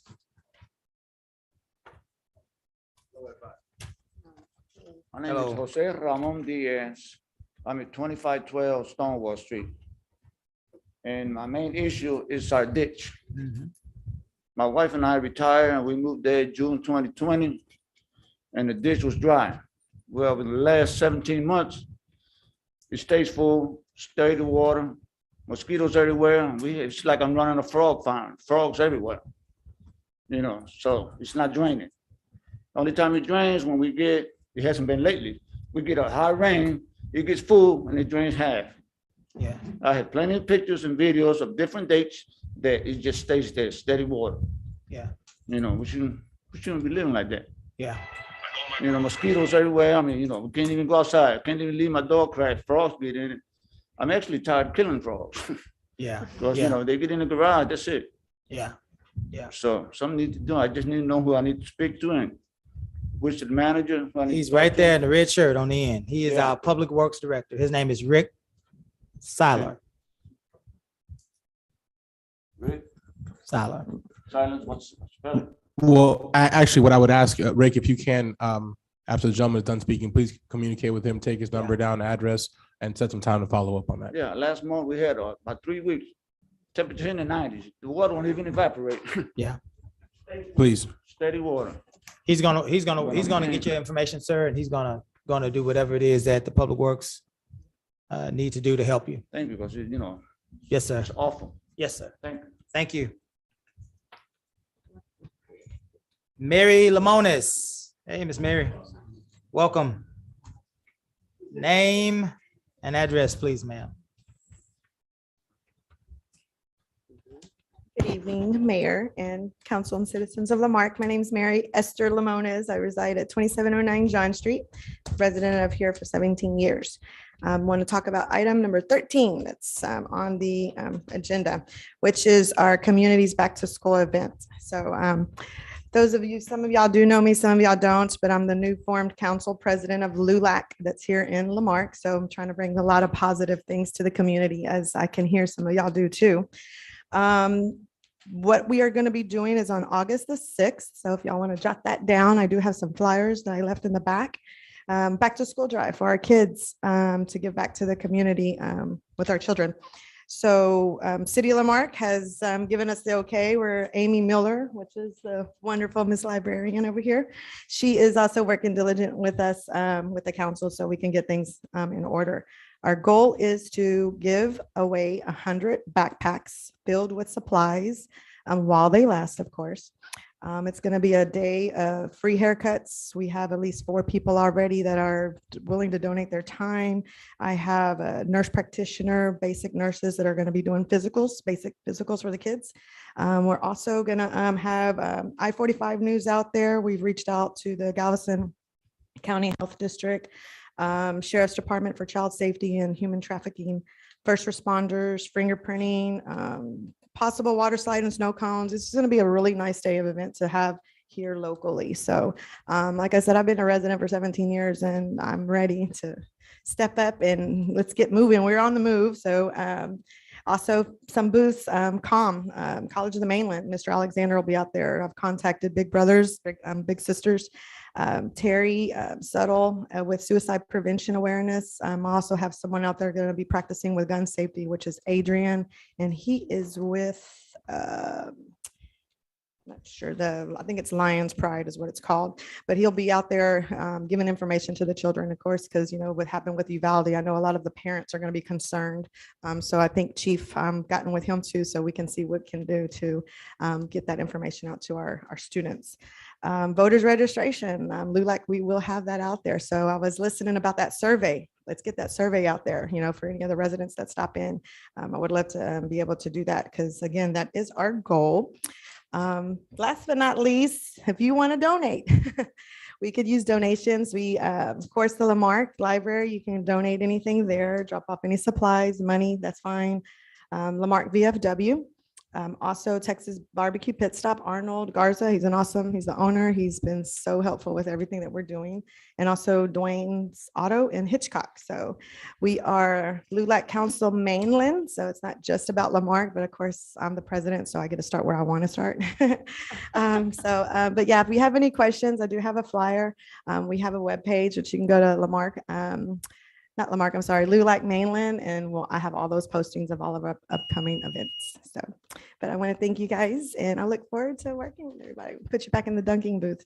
Thank you. Thank you. Thank you, Miss Mayor. Justin Pulliam. Name and address, sir.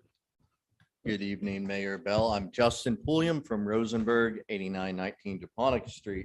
Now, I'm a little fired up, and my wife said, don't get arrested. I do move a little slow, so please don't arrest me if we get out of control here. But Mayor, I'm a bit fired up because I understand there's a recall going around. And today I got this affidavit, if you can call it that. It looks to me more like an unprofessional, embarrassing, just like a drunken breakup letter or something.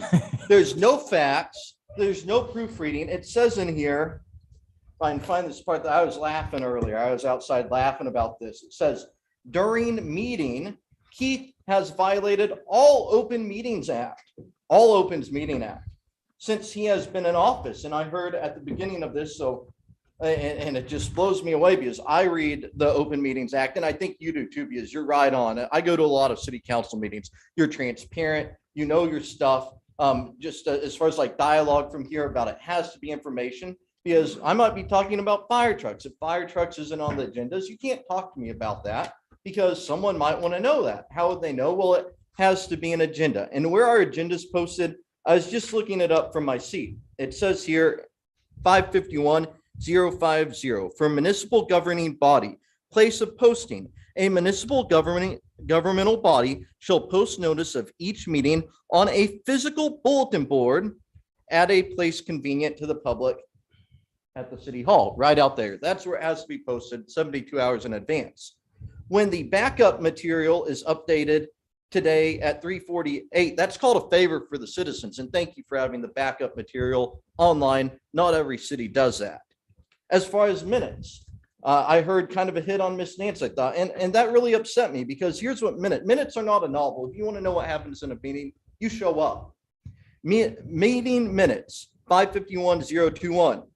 The minutes must state the subject of each deliberation and indicate each vote, order, decision, or other action. That's it. We have people online trying to make a joke out of this meeting. It is reasonable for people to, we don't, for all we know, people from Russia could log on and make it in a mask. Are you kidding me? It is completely reasonable for us, the citizens, to know who is speaking. Where I'm going to run out of time here. On this recall, why are only certain members of the council targeted? That makes me wonder. Many of y'all all vote the same. I'm still trying to figure that out.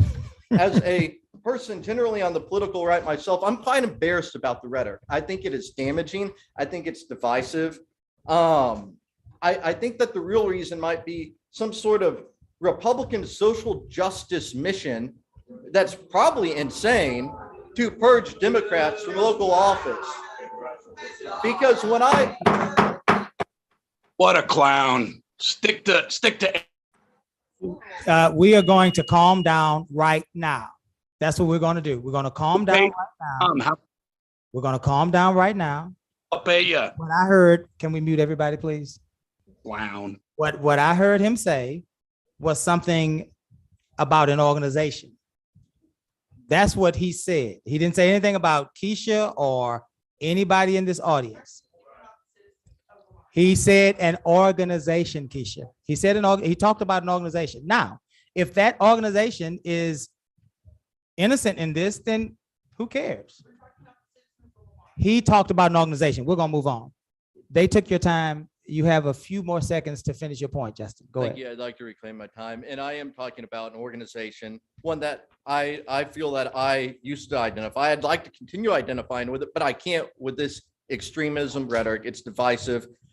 You've only had a year here really under the current staff. Previously, they tried to organize a walkout to punish the council. Really, It hurt the residents. They were doing inappropriate things like fishing during the day, which is probably better than the romantic things they were doing with staff and people related to the city. I'm so glad that y'all are working to improve things, having the facilities. And I think these are great, transparent meetings. I think you know the Open Meetings Act, and I appreciate you protecting my right to address the council tonight and be heard. Thank you, Mayor Bell and council. Yes, sir. I'm gonna say this, and I'm gonna move on to the next speaker. I get that sometimes things are said about people or even in people's vicinity, and then I can't, Keisha. You had your time, and that hurts people and it makes them angry. But people have been saying untrue things about me for a whole year, and I'm just sitting here being. Violating an open meeting act. Now, as we move on, now we're gonna let him speak. We're gonna say who he is because we all know who he is, and we're gonna let him speak. Now, I'm running the meeting. We will have order. This is not a kangaroo court.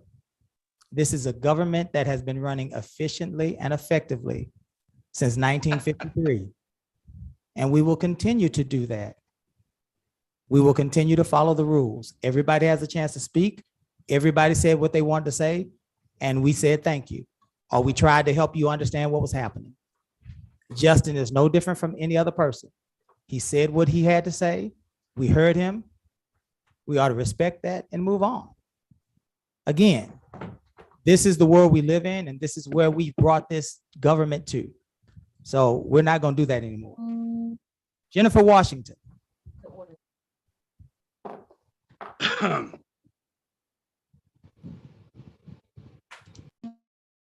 Welcome, Miss Jennifer. Full name and address, please.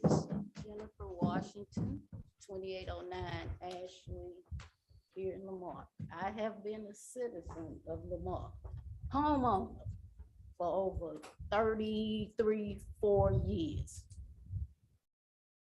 I've seen some good things and I've seen some bad.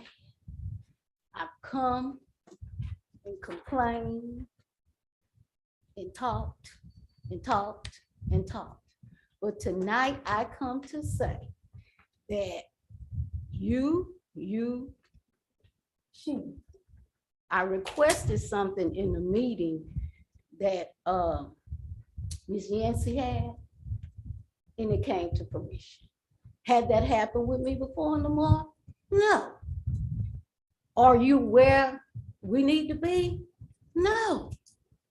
Because you guys know how I feel. We got a new Lamarck and we got the old Lamarck.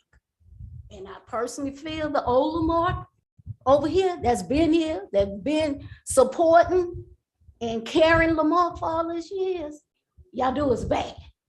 But I see some improvement.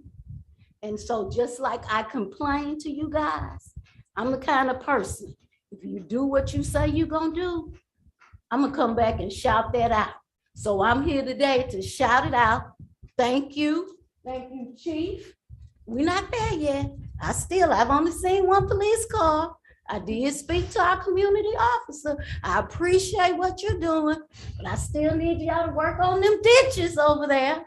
And I need y'all to clean off that sidewalks over there on Cedar, because I done fell off my bike trying to exercise, because there's all kind of trees and debris on the sidewalks on Cedar.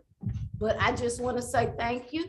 And again, keep doing what you're doing. I know it's hard, and I'll be your biggest fan, and I'll be your worst nightmare.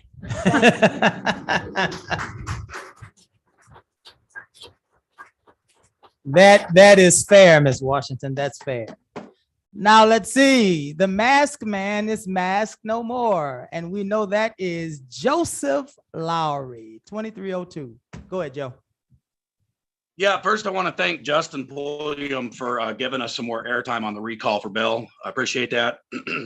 I want to ask the city for a couple things. One is for a forensic audit. I'm not talking about the annual audit that we do just to make sure the numbers are in the right spots, but an actual forensic audit.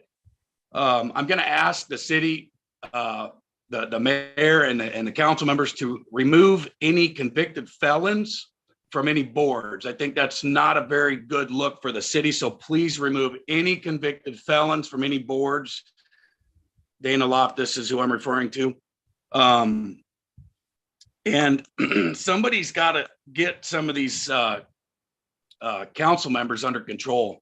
You know, I understand politics is dirty and rough, but I think it's vile when you have a councilwoman claiming racism on an innocent citizen. I think it's vile and disgusting to create those lies.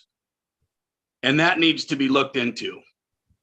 But I'm again asking, I'm asking for a forensic audit for the felon removed off of boards, and somebody needs to step up and be the bigger person here and call out this nonsense about the fake racism to try to separate the citizens and cause racial division in the community. It's destroying the community with lies from council members. So appreciate it. Have a good day. You too, sir. Moving on. I believe, Mayor, I don't know if anybody else is here publicly. I believe we have a hand raised from another resident. Yes, Rashard Loftus, do you wish to speak, sir? Yes. Hey, Rashard, Yes. name and address, sir. Rashard Loftus, 309 Johnson Street, Lamarck, Texas.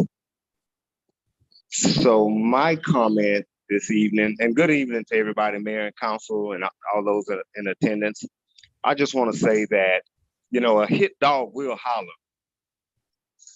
And I'm sure that a couple dogs got hit this evening with some of the words that Justin spoke, which are mostly true. But my main concern is we need to get the district attorney under fire, because we got a lot of harassment of city officials, a lot of harassment of innocent citizens that volunteer their time, such as myself and others, whether they're convicted felons or not. We do a lot in this community, and it's not hate-based, and it's not harassment-based. It's not based on lies and calling people criminals and politicians that are serving this community without pay, day in and day out. We don't have people coming to our council meetings making a mockery of them, wearing masks, trying to pretend to be somebody else. We don't have someone, well, we do have someone sending fake emails, fake Twitter accounts, living over there on Cedar, claiming to be a good citizen, but yet the very same individual is making a mockery of Lamarck.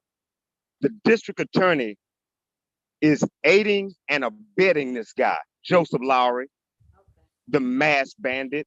It's time to put a stop to him. Rashard. Yes, sir. Keep it on information, and let's not talk about. Well, that is, Mayor, with all due respect, that was the information. Yes, sir. I appreciate that was the information. And it's time out for that type of behavior in our city. We didn't have this until that individual, well, yeah, we always had it, but it wasn't to this extent where people are afraid to even volunteer. People are afraid to even get involved in this city because they've become under attack. Our police department under attack, afraid to arrest people and pull them over for no driver's license. But yet innocent citizens are getting pulled over, taken to jail for no driver's license. Yet this guy allowed to ride around our city, do and say whatever the hell he want to say, and I'm sick and tired of it. I'm ready to start a petition for the district attorney to be ran out of town, because that's where the problem lies, because he should have been arrested a long doggone time ago. And that is all I got to say. Y'all all have a good evening.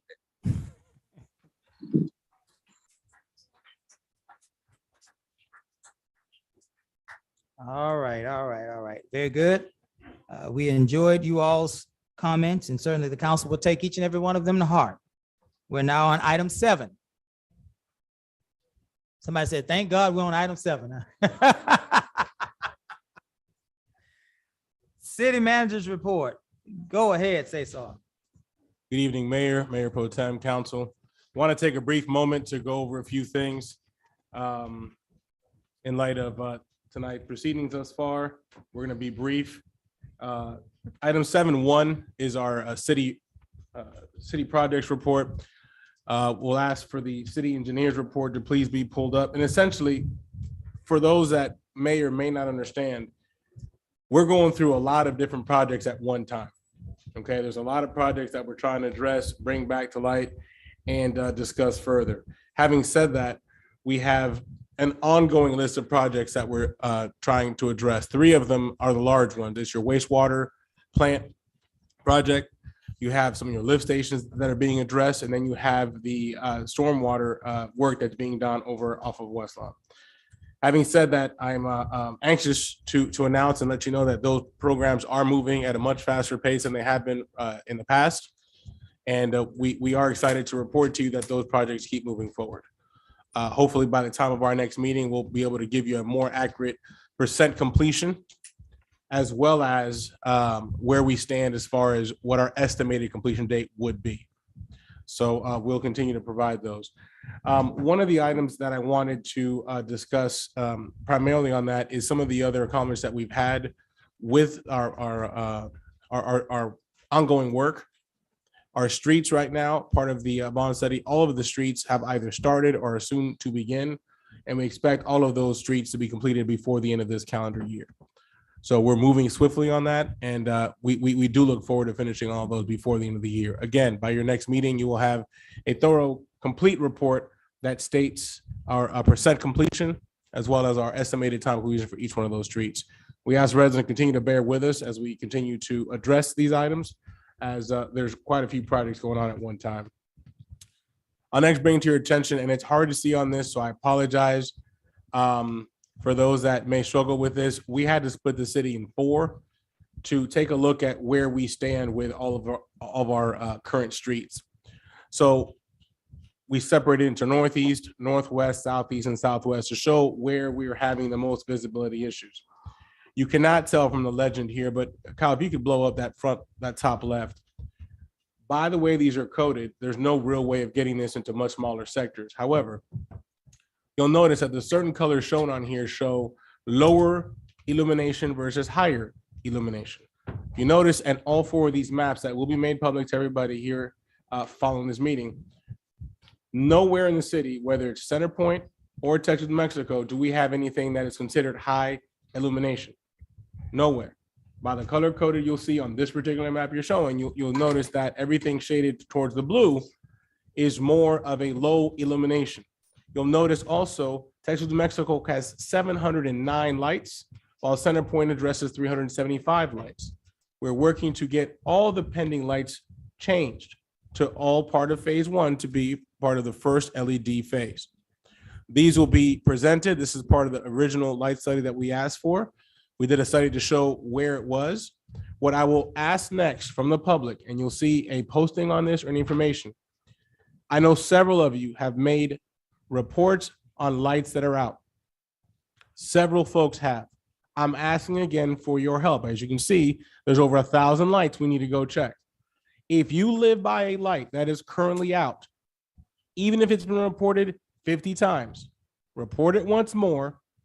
Please do so, whether it's through social media, request tracker, email, phone call, whatever facet. If there's a current light that is out, we want to know about it immediately. So whether it's Center Points or Texas, Mexico, we can address those first. Okay.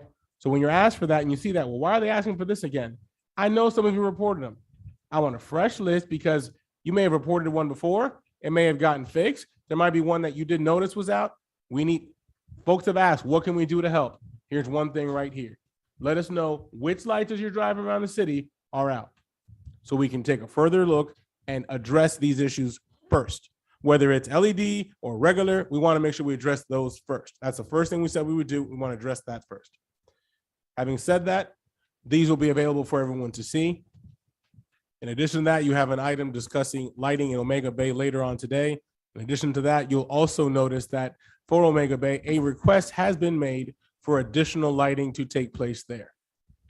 All of these items will be available to you for your review, so you understand where lights are needed, what the costs are, and what it's going to take for us to get there. As you notice, we've got about 1,000 lights that we've got to switch to LED.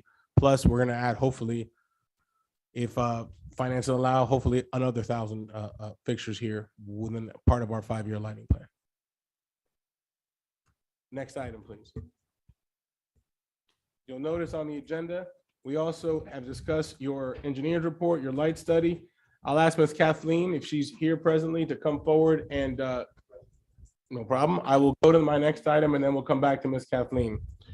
I wanted to take a moment, if you will, if I could have the floor to give you my brief synopsis of what's happened in the last 3 months, which is now almost becoming 4 months. We've gone through quite a bit in a very short amount of time. We want to continue striving forward. And I've been up here. I had an entire set of notes that I want to discuss with you, and I've changed them about 3 times just in being up here. But the city of Marque has a lot of challenges currently. One main one that we're going through is both of our CBAs right now. We're under attack. Okay. So our police and our fire are being recruited by other departments. What does that tell you? They must be decent. And 2, if they're considering to leave, it must be for a reason. They must be getting better benefits or better pay. One thing I've noticed throughout all the collectives around us and all the comps, first of all, Lamarck is considered what many of us would call a unicorn. So if you hear me say that statement, there's a reason why. It's not common. Very rarely do you have a city that has such a breakdown of racial, socioeconomic, and tendencies as what Lamarck has. That's what makes it unique. Having also said that, it is no secret that our staff and our CBA is one of the most collectively underpaid for their positions throughout the entire region, and even comparable to other close comparisons that we have. Those are serious questions that we must address. We have a problem not only recruiting, but also retaining folks.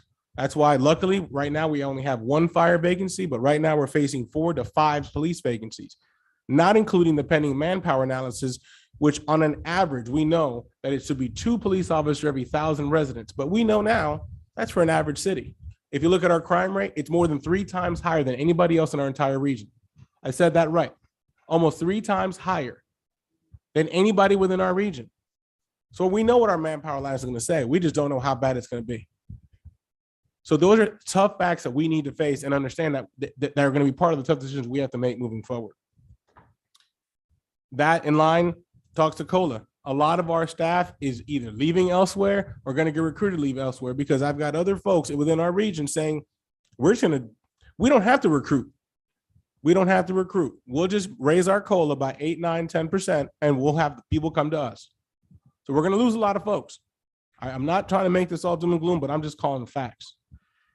We have a failing infrastructure. We've known that for years. If you live in Lamarque or the area, we heard Gulf Coast Water Authority talked about tonight about where their infrastructure lies. Lamarque is no different. All right. We all need to step forward to address that. But our water, our streets, our parks, we talked about our PD. We had a CIP meeting right here in this room, and we're ready to start taking action on that immediately, starting tonight. We have very fragile staffing rates. All right. We're losing folks, but due to all the current financial constraints, we've got to hold on, and we've got to find out where we are going to cut. Morale is low. Staff is overworked. Staff is voluntarily staying late, voluntarily coming on the weekends. Sometimes I come in here on Saturdays and Sundays thinking I'm gonna have the office to myself, and it's not. It is very common for me to get an email or a phone call late at night from staff that's dedicated. Now, that's one thing that is positive, and I'll get to that in a second. But there's a lot of pending tasks, and with many factors: staff turnover, negligence, lack of accountability. Yes, all those have been problems in the past. And you know what? I'm not saying they're not going to be problems in the future, because I don't wear, one of those genie hats, and I don't believe like in crystal balls. But I'll tell you that we're going to do the very best we can to hold ourselves accountable. And I'm speaking for everybody on the staff. So yes, Ms. Eva, who's not here currently, anybody else out there, we've had several conversations with many of you. We're taking the steps we need to take to get there. It's not going to happen overnight. Okay, it's not. But I'll tell you one thing that's really starting to set a tone on a lot of folks out here, because I'm big and keen on how it does.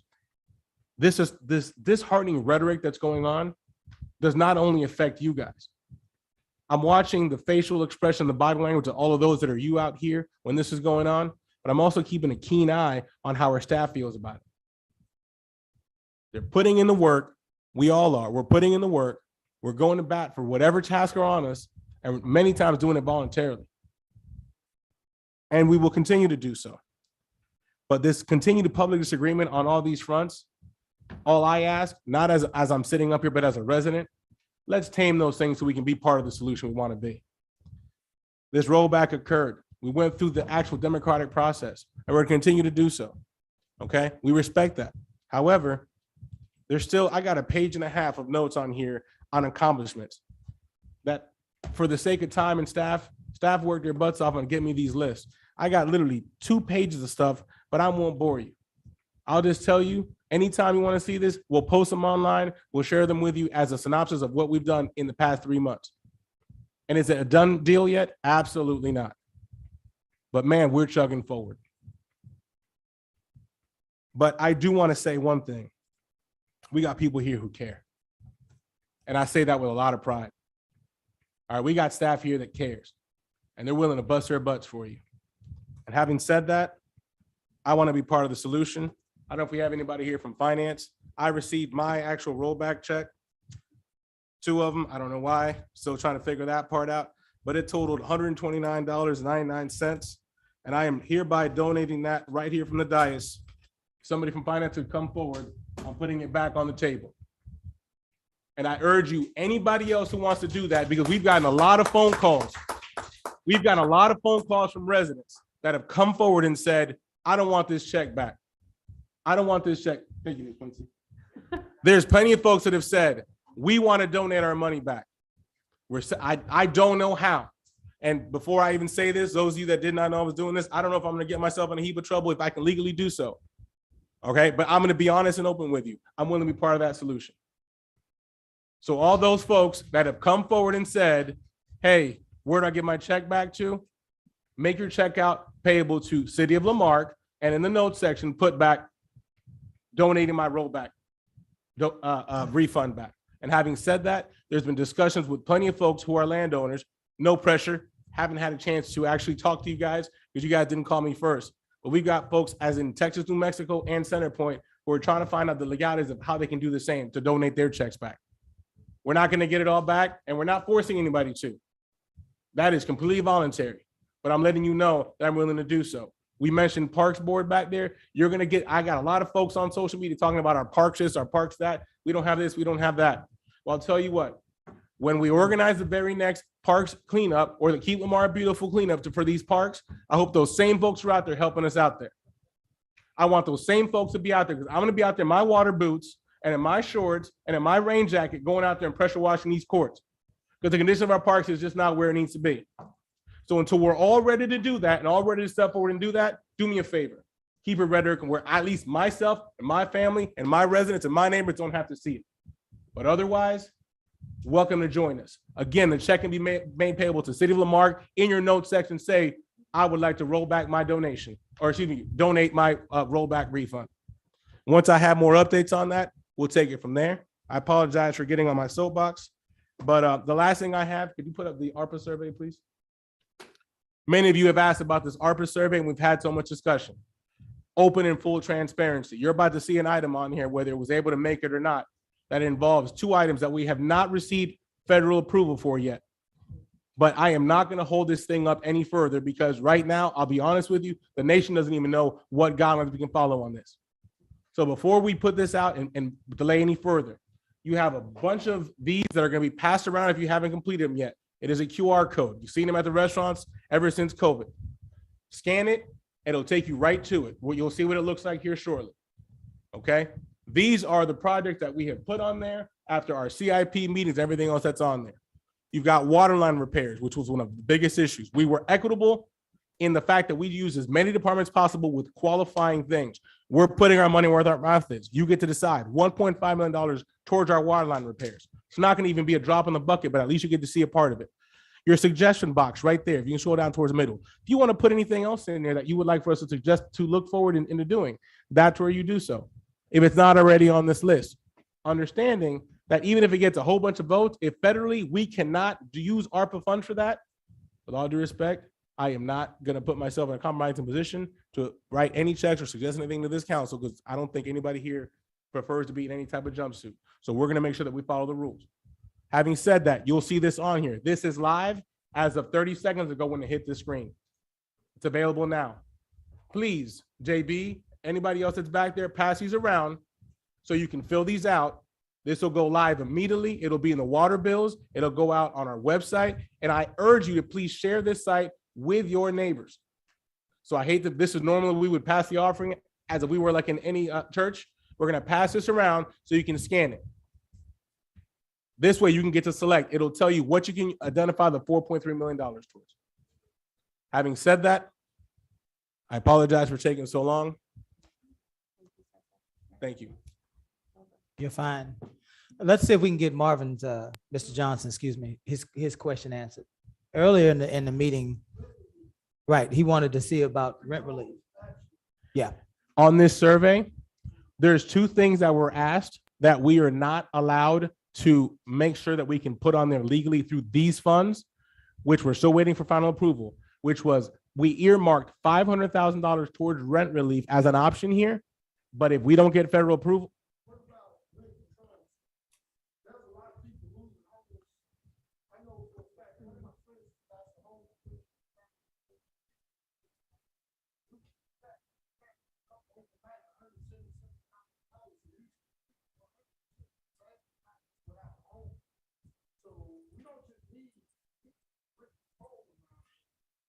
Marvin, help us to understand what is the difference in what we're trying to say between rent relief? Do you know? Okay, good, good. Thank you, Kim. Thanks. So, well, Fair point, fair point.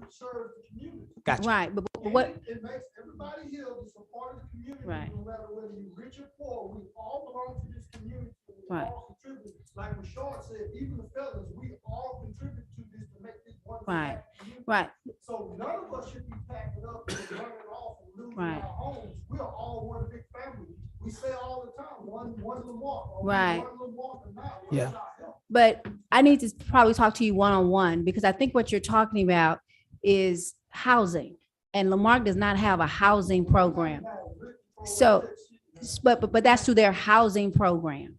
And because we don't have that established, and maybe one day we will, and maybe because of what's happening in Texas, because it's happening all over Texas, where people are being thrown out of their houses because that cap is gone now for the appraisal boards. So it is a statewide problem. But you and I, you're my district. Let's talk about what we can do to provide solutions. The difference between Texas City, they have a housing authority, and you can do rent control if they're on Section 8. You have those landlords. That's what Galveston had as well. Now, if there's something with the city that cities do, I'm not aware where a city can do rent control. Yeah, we have, just so that we could be clear, Lamarck has Section 8 housing, Marvin, That's through Texas City. but we have farmed that out, or we've outsourced that to Texas City. Yeah, so they're controlling our Section 8. Yeah. Yeah. Right. Well, Because a lot of things is over to Texas City and it's to them. Right. Now, Texas City not representing the citizens of the war. You guys are. right, but the issue is that because we don't have a housing program, that's why they have it. We need to get together, and it's going to be a process because it takes a while to get a housing authority. But in the meantime, though, we can look at to see if the law will allow us to do rent relief programs. That's something that was brought up in our retreat as a give back. Other cities are doing that, but let me research rent control because I don't think that's a city issue. I think that's a housing issue. But you're absolutely right. You're right. Right. Yeah. I agree. It's happening all over the state. Right. Right. But I want to make sure that right, again, that has to do with your state, because the state, now the appraisal boards no longer have that cap. So they can say what used to be $5 is now 10. You can protest the taxes, the landlord can. Unfortunately, renters are not able to do that.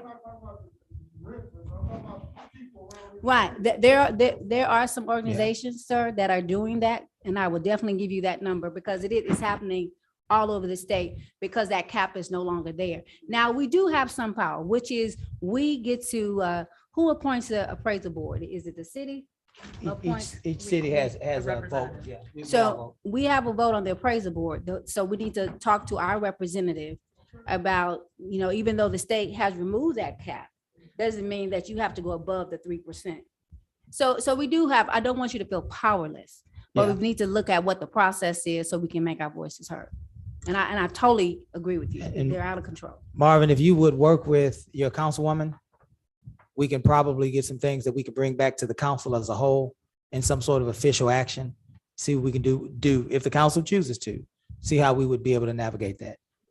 Yeah. It's incumbent on your councilwoman to get it done. And she'll bring it to us, and then as soon as she brings it to us, Yeah. we'll start discussing it. That got you? Good deal, good deal.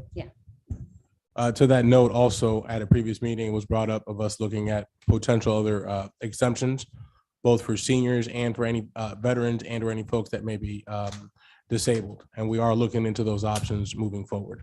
Very good. And technically, it would provide some type of relief for folks that would qualify. However, we still need to bring those in and vet them moving forward. Very good. Ms. Mishich. Comments to the city manager report?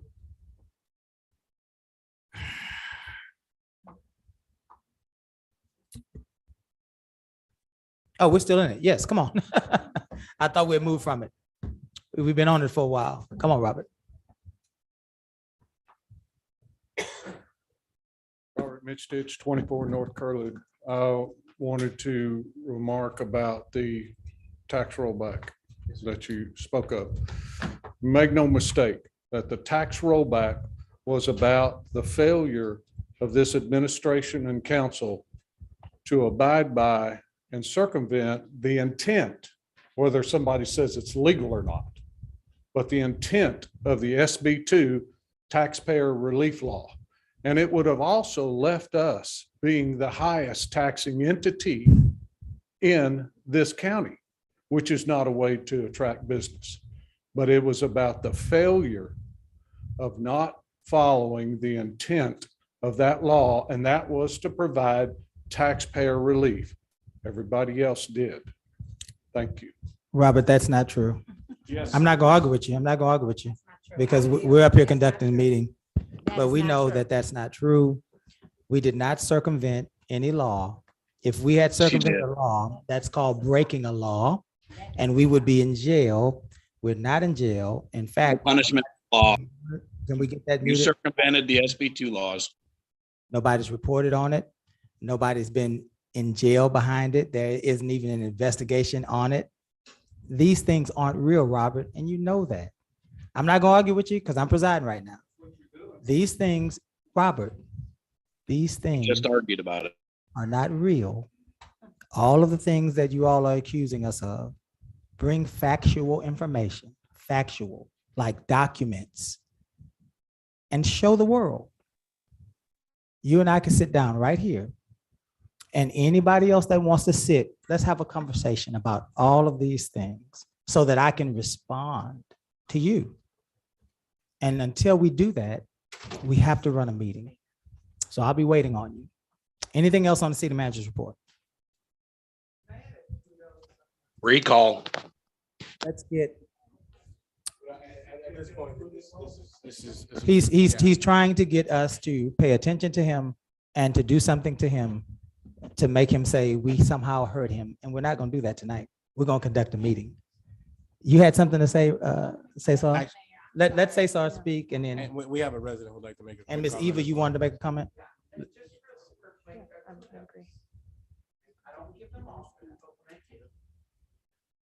You and I had a conversation 2 meetings ago about an issue in the women's staff. Thank you for addressing that, taking care of it, so I don't get more black eyes. For the record, actually Kyle deserves the kudos. They took care of it before we left that night. Thank you. But I completely agree with you, Keith, about the importance of the person who we have elected to preside over our meetings, trying to maintain order as much as possible.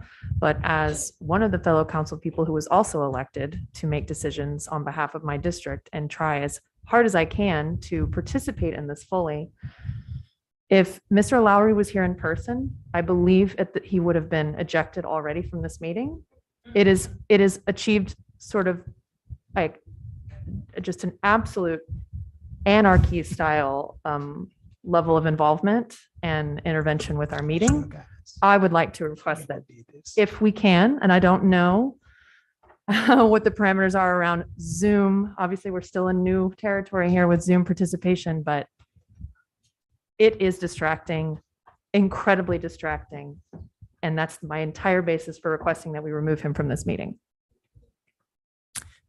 Let's, if he continues, and that's a motion by the council, then we will consider that motion. Okay. I will. We don't have to have a motion, but the majority of the council would have to tell me to do that, because Mr. Lowry is still my constituent and I'm gonna represent him as long as I'm the mayor. And so that's my task, and I need to do that. Say so. And lastly, I wanted to comment for not only for Mr. Message, but any resident that's out there. My rant, if you will, that just occurred was not about the who, the what, the why, the how. It was more the fact it occurred. We respected the democratic process that took place, and we're trying to move forward. That was the base of what I was trying to say. So if I in any way, shape, or form that was lost in there, I apologize. But I'm ready to be part of the change, and I'm willing to have anybody who wants to join me do so.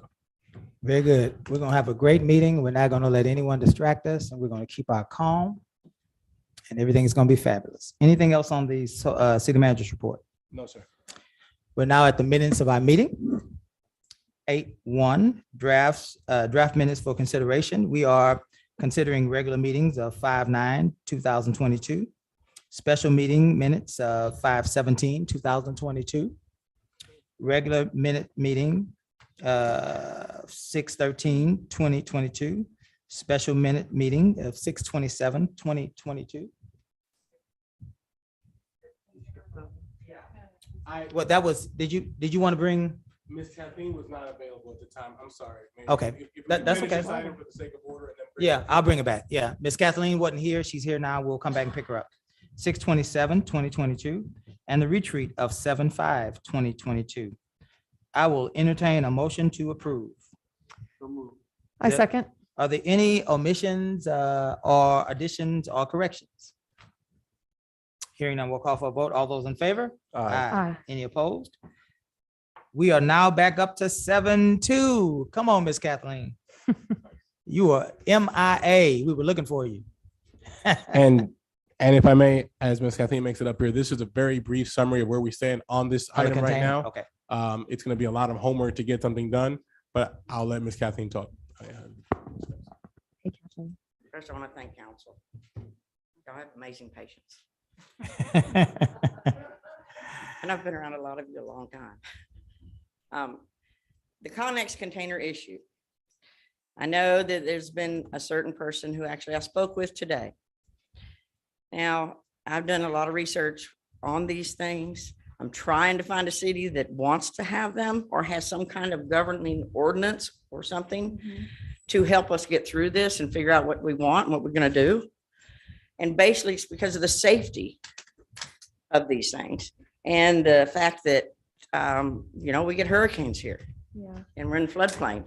So I actually spoke with a gentleman who's been talking to Mr. Carlson about it. And what we decided to do, and I also spoke with Gus about it, is that the ICC 2021 building codes adopted the Connex container specifications. Currently, we adopted the 2018 building codes.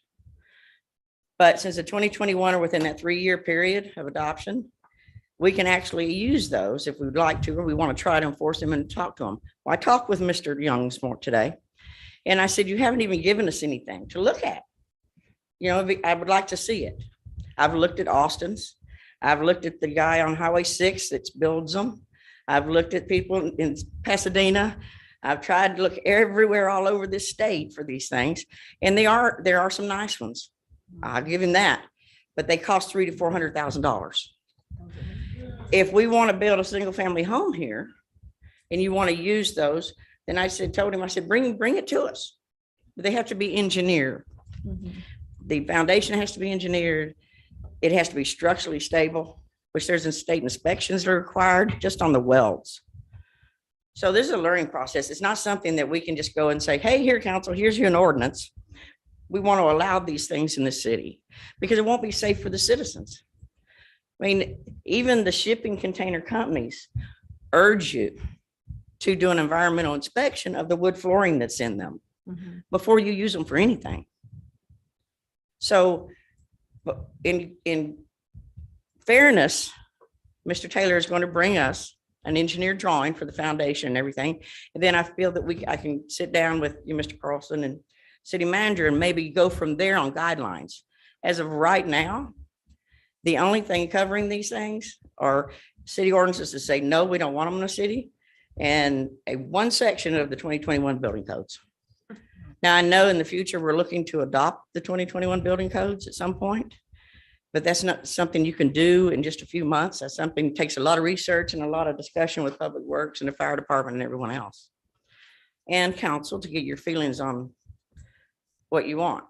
But I don't foresee coming with anything on the Connex containers, at least 3 to 4 months out. Plus, I'd like to give Mr. Young a chance to bring to us what he wants.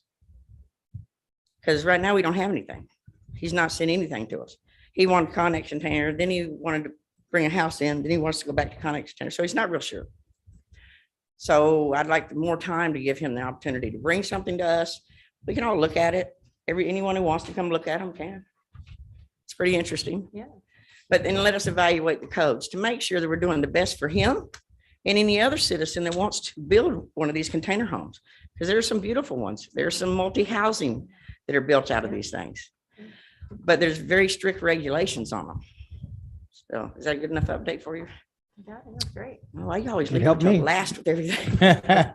Any questions for Well, Kathleen? Kathleen, you know you're not the last tonight. We got a ways to go. Any questions for Kathleen? By the way, Kathleen, Texas City has their ordinance already. Yes. contained. Yes. So it gives us an example. Yes. A template that we can look at. I actually sent a survey of all the cities that I looked at and made you an Excel sheet with all the cities and what the zoning, where they're regular zoning, they even allow them, whether they allow them as dwellings, whether they're temporary structures, accessory structures. There's a whole lot of matrix to it, but so you can make your own decision on it. But my best recommendation right now is let's look at the code just for this life and safety and health of the citizens that want to have them. And then just go from there and develop what's going to be the best for the citizens of Marque. And well, I'm looking at that Texas City one. The other, just for purposes of clarity, because I recall this, the mobile home complex, and I don't know if that Mr. Young or not, that was there at the corner of Cedar Drive and that little triangle The there. one that's going to be off. Cedar Drive and Boucher. He said that he was going to do, I thought it was little homes. Tiny homes. Or tiny homes. Yeah. But I don't know if then I just overheard someone there. Said, oh, they're going to be container homes. No, what's the it clarity was there? to make it a tiny home subdivision per se. Yeah. And we did that. And thank you for your help on that too. We did. Yeah. This is all new area. I know it's popular everywhere, but it's still new area for towns, so small cities like ours. So we did adopt that, and they've not yet put any there. They've not submitted any plans to us for them. But then again, they have to be permanent structures. They can't be temporary. You can't hook it up to your truck and decide you want to go to Galveston for a weekend if it's going to be a residential dwelling. So, but we're waiting. I've been waiting for him to bring some to us. I looked at that ordinance we passed, by the way. I didn't see a time frame in there. So I just, It kind of stopped, but we're waiting on the developer and the owner. okay. It wasn't us. We're waiting, open arms. Thank you. Any other questions? Thank you, Kathleen. All right, Kathleen, thank you, thank you, thank you. We are now on item 9, public hearings. conduct a public hearing to hear public input on 9-1. Ordinance number letter O dash 2022-0006, amending section 2-181 of the Marque City Code of Ordinances to reduce city manager spending approval rate from $50,000 to $25,000. This is the second and final reading of this ordinance. Kiara, we are going to close the regular meeting at 8:32. 8:32. We're opening our public hearing at 8:32. Are there any persons to my right or to my left, or even on our Zoom call, that wish to address the council on this item? Going once, any person? You have one in the audience, sir. Come on, Miss Keisha.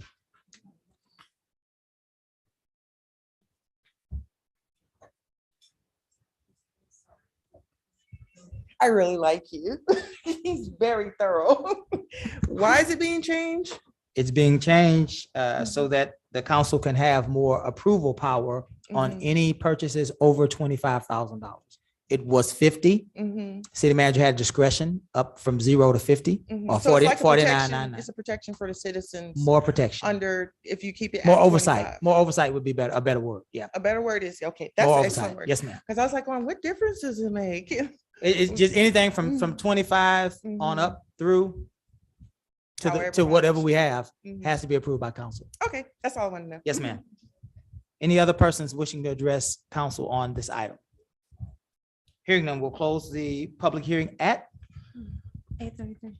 8:33, and we will reopen our regular meeting. We'll move to item 10, ordinances, discussion possible action regarding approving 10-1, ordinance number letter O dash 2022-0006, amending section 2-181 of the Marque City Code of Ordinances to reduce the city manager's spending approval rate from $50,000 to $25,000. This is a second and final reading of this ordinance. I'll entertain a motion. So moved. There's a second. A second. Is there discussion? Hearing none, we'll call for a vote. All those in favor? Aye. Any opposed? Item 10-2, ordinance number letter O dash 2022-0007, renewal of the city code of ordinances, chapter 44, article 1, section 44-2, curfew for minors. This is the first reading. Cesar, would you like to just give us a brief update as to why we're doing this? I see Chief is in the audience. This ordinance is one that needs to be renewed every 3 years. The backup documentation will reflect it to show that although it's been in effect and it is an administrative issue to renew it, that in the last 3-year period, there's not been a single citation issued for this, but it's more of an administrative item that we need to address. Unless we have any questions for Chief, there's nothing further. Very good. I will entertain a motion. Actually, I just would like to. Make a comment. Yeah, just make a comment. Yes, ma'am. You have the floor. So I feel the same way about this curfew ordinance that I felt when it first came up to us several years ago. And that is that I have a lot of concerns around curfew ordinances because there's ample data out there across cities nationwide, universities who've conducted studies over decades. And it is unfortunately often can be used as a tool to discriminate against young Black and brown youth in a city. I brought this up when we discussed it last time, and we had, in my memory, we had a healthy discussion about it. I ended up voting in favor of it, and at the chief at the time, and what we discussed was we wanted to make sure that we were just keeping a close eye on how this curfew ordinance was being used, because I ain't got no problem with a curfew. It's just about oversight, right? With that good word of making sure we're keeping an eye on those with power and how they use their tools to do their work. No, nothing about that is questioning our police department. It's about questioning those who have power, which is what I think we all agree you should always do. So I just wanted to say that I was really glad.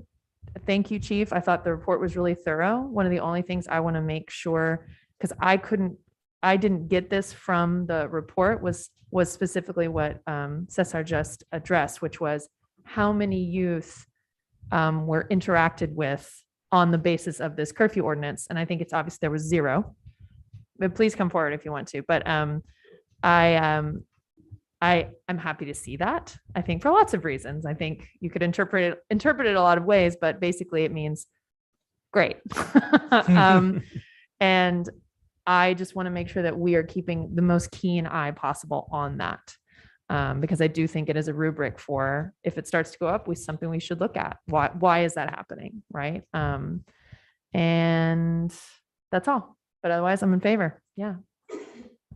And just to comment on that, one of the items that is brought as a backup documentation is, you'll notice a 2021 calendar year tally of any law enforcement reports on juvenile crime. We know that juvenile crime is a direct factor to our general crime rate. So this way we can at least continue to track that unrelated to this particular curfew. Unfortunately, there was some juvenile crime, and that's what this report states, but none of those citations that were handed or violations were due to the curfew. Cool.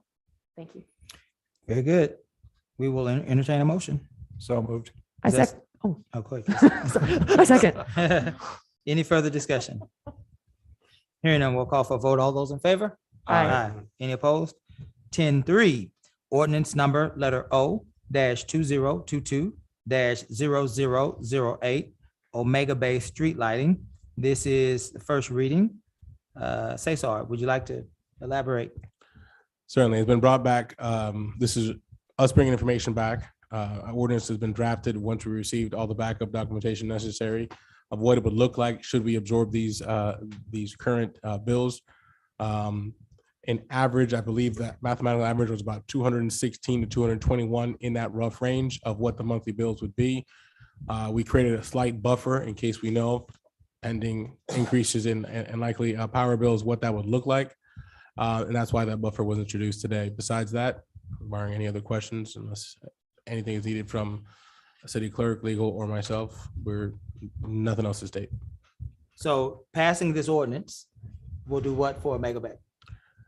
It would have us take over their current monthly bills for their power for their streetlights. Very good. And I have some thoughts. Yes, ma'am. Go ahead. Okay. So I have nothing, I really don't have any problem. No obstacle is in my way of approving this. I think it makes a lot of sense. It's in the ordinance itself, that we do work in the easements. The street lighting should be reliable. The only issue here for me is the timing, because we are in the middle of this massive light study. And in particular, I feel beholden to my district, that I have numerous streets in my district that don't even have a single light, that need lights, that we know when we get to the end of the study, there's going to be quite a few lights that need to be installed. And so the one thing that I would ask the rest of this council to consider, or at least this is my feeling, is I would like to phase this, kind of change the timing of this such that when we were to take this on, would be occurring more on the same timeline as when we are beginning to install lights and do upgrades on the lights in areas of our districts that desperately need it. And that does connect for me to, the historical context for the Omega Bay neighborhood, and, its origins and the, ownership of the streets. But I really am completely convinced that I do think we should take this on. But for me, and just thinking about how that reflects our priorities, I would love to see it rolled into all of our work to improve lights across the city. So that's my thoughts. May I have a point of order? Yes. Gus, just to confirm, this is first reading. Second reading would take place presumably at the August regular meeting, unless told otherwise. Effective date would be? Effective date is at the discretion of council. Per the charter, the general effective date is 30 days, but unless council. We can Right. appoint a different. Yes, at the discretion of the So council. basically, assuming August 8th, the earliest this item would be effective anyways would be September 8th, yeah. unless you said just go to October 1, so we can fit it within the budget and so on and so forth. So And- that would be your discretion at that time. And it would not be uncommon for council to delay the effective date of an ordinance. We did that Mhm. with the chicken. And in line with that, we're very hopeful that we'll start replacing lights before then. So it should be in conjunction with that or very, very Yeah, close. and again, that just, kind of hits back to my point of, I've been talking to residents since I was elected back in 2017 about, hey, people are like, can I please get a light on Avenue A, like right here? Please. And having to discuss how like, it's a much longer process than me just like calling up the city manager and saying, they need a light stat, get it installed, because that's just not how we're supposed to work. And so it takes this much longer process that is incredibly frustrating for citizens, especially if they're citizens who are quite literally in the dark. And so my request comes from simply just wanting those citizens to understand that they are prioritized, and that I think they would all understand, like, oh yeah, you should, make sure that the lights are paid by the city if it's lighting areas where you're going to do city work and you control the city easements. But I think I would have a harder time justifying why we started paying the light bill for this neighborhood when someone's been asking for years. Sure.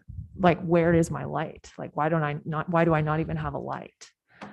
So I would just like to smoosh them together as much as we can. And so I'm in favor with moving forward with it, but it would be at my behest that we delay the effective date to be more in line with what the other anticipated timeline. Go ahead, Joe. For clarity purposes, as I read this, we're only assuming at a max, without further council approval, up to 300 to cover electricity costs. We are not obligated per section 2 to maintain, approve, to install further streetlights in the Omega Bay subdivision. That is still the responsibility of the homeowners association and the determination of where those go, and it's their responsibility to pay for them. So if I may, one point of clarification that was brought up and from this dais was a consideration, and I know we have members of Omega Bay here present, I believe was a consideration when we do our light study of adding 1 to 2 lights at the entrance. If I remember, I don't have my notes with me, but I believe that was a request that was made, is if at the time of the light study, we could consider adding 1 or 2 lights for consideration as part of the light study. I believe that was correct. I think that was the chief's request, right, chief? That's for It was- security lighting. it was Security lighting, Security yeah. lighting. That was- Yeah, not that was- public lighting, just security. Yeah. Right. I It mean, was yeah. more for security, not for, yes. To your correct. point, Joe, I mean, yeah, it's in terms of, the scheme of our municipal budget, it's not an enormous line item. It's $3,600 a year. Like, and I'm very aware of that, right? Like, but for me, again, it's just speaking on behalf of the people I represent, just trying to ensure that, like we're always trying to do, that equity is our priority.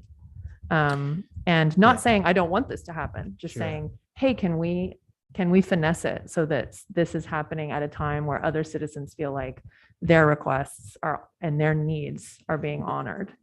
So it's not if, but when. Correct. Yeah. That's how I feel. Well, this is the first reading of it, so we can, We still have time. we still have time, Yeah. but For the rest of the city. yeah, that's something we can't do a whole lot for Omega Bay. Yeah. But they are part of our city. So this is a little something for them. So I'll reach out to any citizen that has conflict or heartburn about this. But I think in the grand scheme of things, this is a drop in the bucket. I mean, I this think is- we this haven't. is something that we can still make them, I don't want them, we've heard it all the time. All of us have. We haven't taken a vote yet. So, but that's. This is just initial That's discussion. just my discussion. Yeah. I think it's something that we can, as a city, afford. I don't think the citizens, and if any citizen has a heartburn about it, they have the right to speak up and talk to me about it. But this is the right thing that we can do for a subdivision that there's not a lot we can do for them. Yeah. So that's Well, my 2 cents worth. And I think essentially, I know where you're coming from. I do. Casey is representing her district and they have been very adamant about street lighting. But you and I represent Omega Bay, and we know that we have not been able to give them the best bang for their buck, for their tax dollar, for a lot of reasons, a lot of legal reasons that have frustrated both sides. And so when you take all of that into consideration, you know, for me, it would be prudent to expedite this for our friends in Omega Bay, simply because they do pay the lion's share of our tax revenue. They do, because of the values of their homes, number one. And number two, they have not been able to receive appropriate services. Again, nobody's fault, nobody's neglecting. There are all sorts of issues between those two things. So if we can do something for them that would help them to understand and know that we care about them and they're a part of our city, I think we should do it. I think we should do it.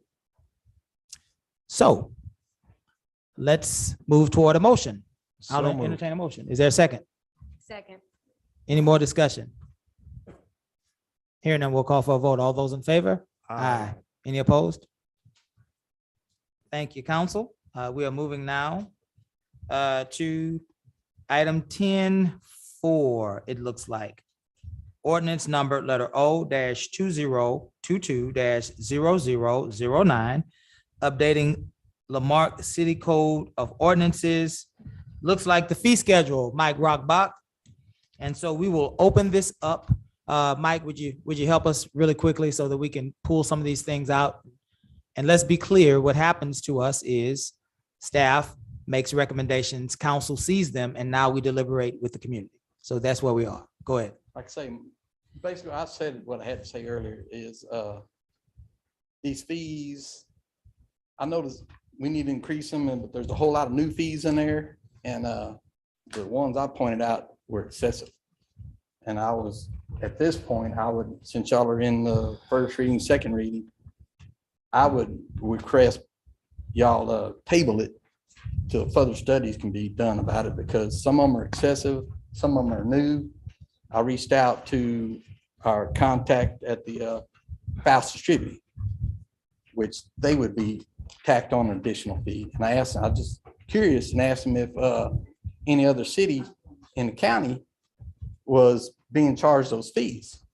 And he said he wasn't aware of it. And then, but he was really confused. He was thinking it was a TABC fee. And I said, no, it's outside of the TABC fee. So I talked him through the city website and got him to that portion of the fee. It's at the bottom of page 11. All those fees that have anything to do with liquor stores, grocery stores, all those are all new fees.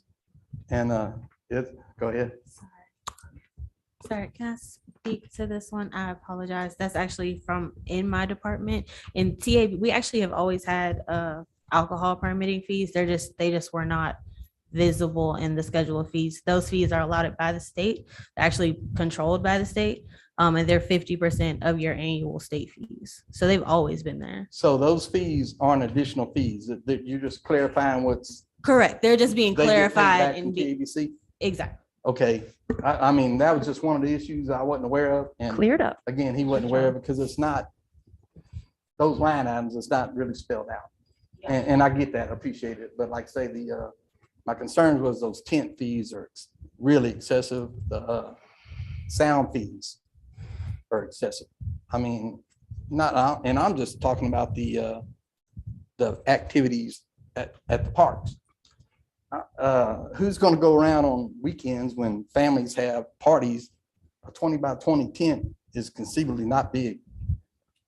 You know, people having barbecue cook-offs and stuff like that have little boom boxes. That the smallest fee that exceeds the boom box. You know, and so who's going to go around? I'm sure the police got better things to do than go around check and see if a tent and or somebody's boom box is less than so many amps, or they'll get charged a fee. That's all I'm concerned about. And just again, if there's more details to it, I don't read into it because the line items are just kind of clear cut. Yeah. So that's, you know, like I say, that's something I'd ask y'all just to step back and consider and do a little research, because some of them seem excessive. Yeah, well, we totally get it. Mayor, may I? Yeah, go ahead.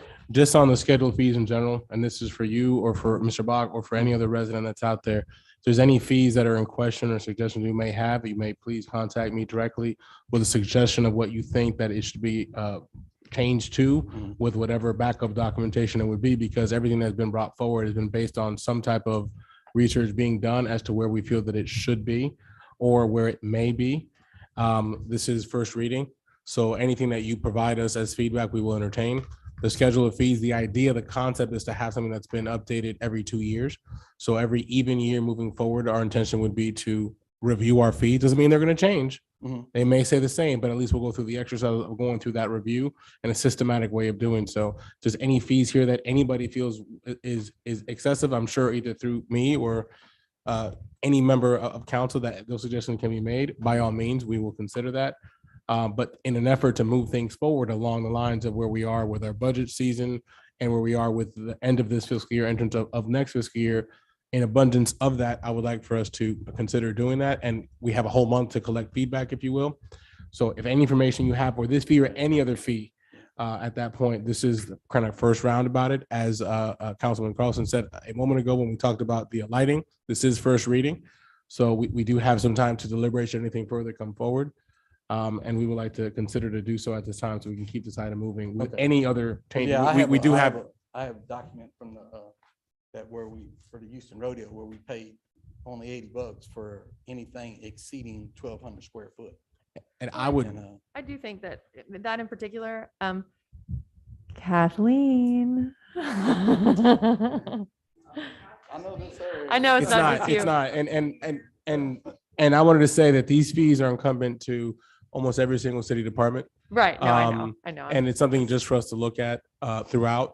This was just based on a recommendation moving forward. We would like to. Yes. Bring this item. And I'm definitely in favor of that. I'm sorry, I might have made the wrong assumption. Kathleen, I just assume you know everything. You know that. What Mr. Bach brought up, I was hoping we could get clarity around the, what is it called? Ephemeral canopy, or it has like some really hilarious name. A tent. I know, but it's just hilarious to me.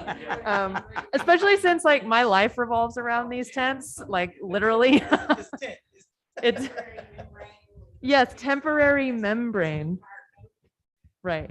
So can you just give us a little clarity, like what the scenario he was talking about? Is that what this would apply to? It would be crawfish, bash, and all of these things. All of a sudden there would be just a flat. Same, it's similar to when they have these events of the Galapagos and all that. You have to be fireproof and fire inspected. And that comes at a cost for a staff member to go out and do those inspections. It's always been in the schedule fee. It's just, I don't think they've ever charged for it. Oh. It's in there. I promise you it is. Okay, I'm not saying that, I guess because the fact that never been charged, I guess I never knew it was there. We asked for accountability. Right? So, and it's areas greater than a 20 by 10. It's greater than a 20 by 10, right? So it's a 200 square foot. So it would be those, you're talking about those double size 10 by 10. So like a standard one's a 10 by 10 easy up, right? And then the standard ones used for those are the 20 by 10. For instance, the Lido City canopies, the branded canopies, those are 10 by 20 easy ups. Those are the city canopies. Not fireproof. Now, with that being said, they would go into that $200 fee because it's 200 square foot. But what we're not talking about is what other aspects of that fire code that governs that. Because there could be other things in it, whereas we charge a fee for this, but there could be exceptions in the fire code that says, well, if it's this big or this big or this big, that would be for the fire marshal to answer. But remember, in city events, 6 feet away. So 8 feet away. So this is simply just. This is like if I want to throw a big old bash on my piece of property and I want to put up all these big canopy tents. That's what this is for. Anything city related. And that's what I wanted us to get down to. It's like, because I agree with you. Like it would be pretty sudden and abrupt for us all to say like, okay, everybody hand over your $200 for the thing you've been doing for free for years. But code fees and stuff is confusing, even for me. And I know just enough about the fire code to be dangerous. But when you go and let David or Brendan explain it to you, then they can explain it more. Yeah. And where that fee's coming from. And basically it's for staff. Yeah, no, I get that. It's just, you know, All cities I'm not, have that I too. wasn't privy to all the information. I was just reading online. Yeah. They call me. And I saw Yeah. it and it just seemed like Well, really a lot. You're doing the right thing. You came to the city council meeting and asked a question. So we're Feel- doing it. That's exactly what you did the right thing, Rob. So I wanted to again just reiterate for our record and for the people listening, and you know, most of them are gone now, but you who are all here, even our GCWA representatives, you need to hear this too. I asked the city manager this earlier, but all of these fees that are in this projected schedule are based on research about other municipalities and other places and how they do their fee schedule, correct? Months and months and Right. months. So it's not like you went, yeah, No, I I'm didn't gonna get a pencil charge and sit there and decide I'm $200. gonna charge this much for a temporary membrane. Right. I didn't do that. Mhm. And I didn't do it by myself.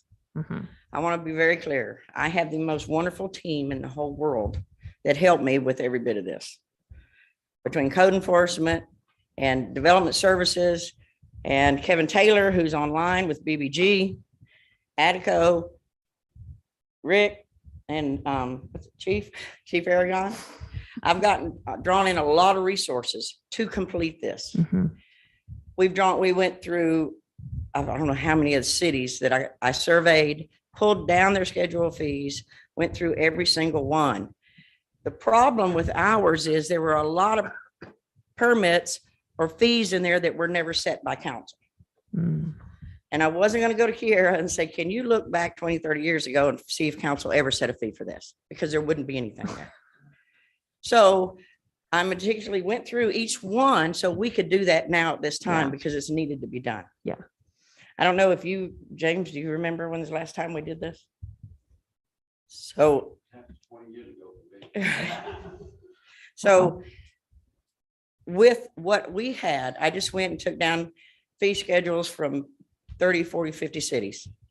I based it on the development, based it on their growth, the development, their kind of population, the rural, the urban, all different aspects of it. And some were as vague as ours are. But my whole purpose was to clean ours up and make them definitely detailed, so there's no question for anyone what a fee is in the city of Lamarck. Mhm. Now, the hard part came in is when you have to decide. We charge this fee, and we're paying an inspector to go out and do an inspection, and the fee doesn't cover that cost. So wherein lies, you have to add in the salary, the equipment, Mhm. everything else, not with just staff or contractors, everything, administrative costs, everything else. Mhm. So this wasn't just grabbed out of the air, I promise you. Mhm. So Okay, I have one more question about that, and what is sexually oriented work? I don't know. I was curious. It's on the fee schedule. And I'm sorry to bring this up at a council meeting, but I just, As everybody scrolls to Should that be under page. commercial. it's where the alcohol stuff is, an RV park. It's under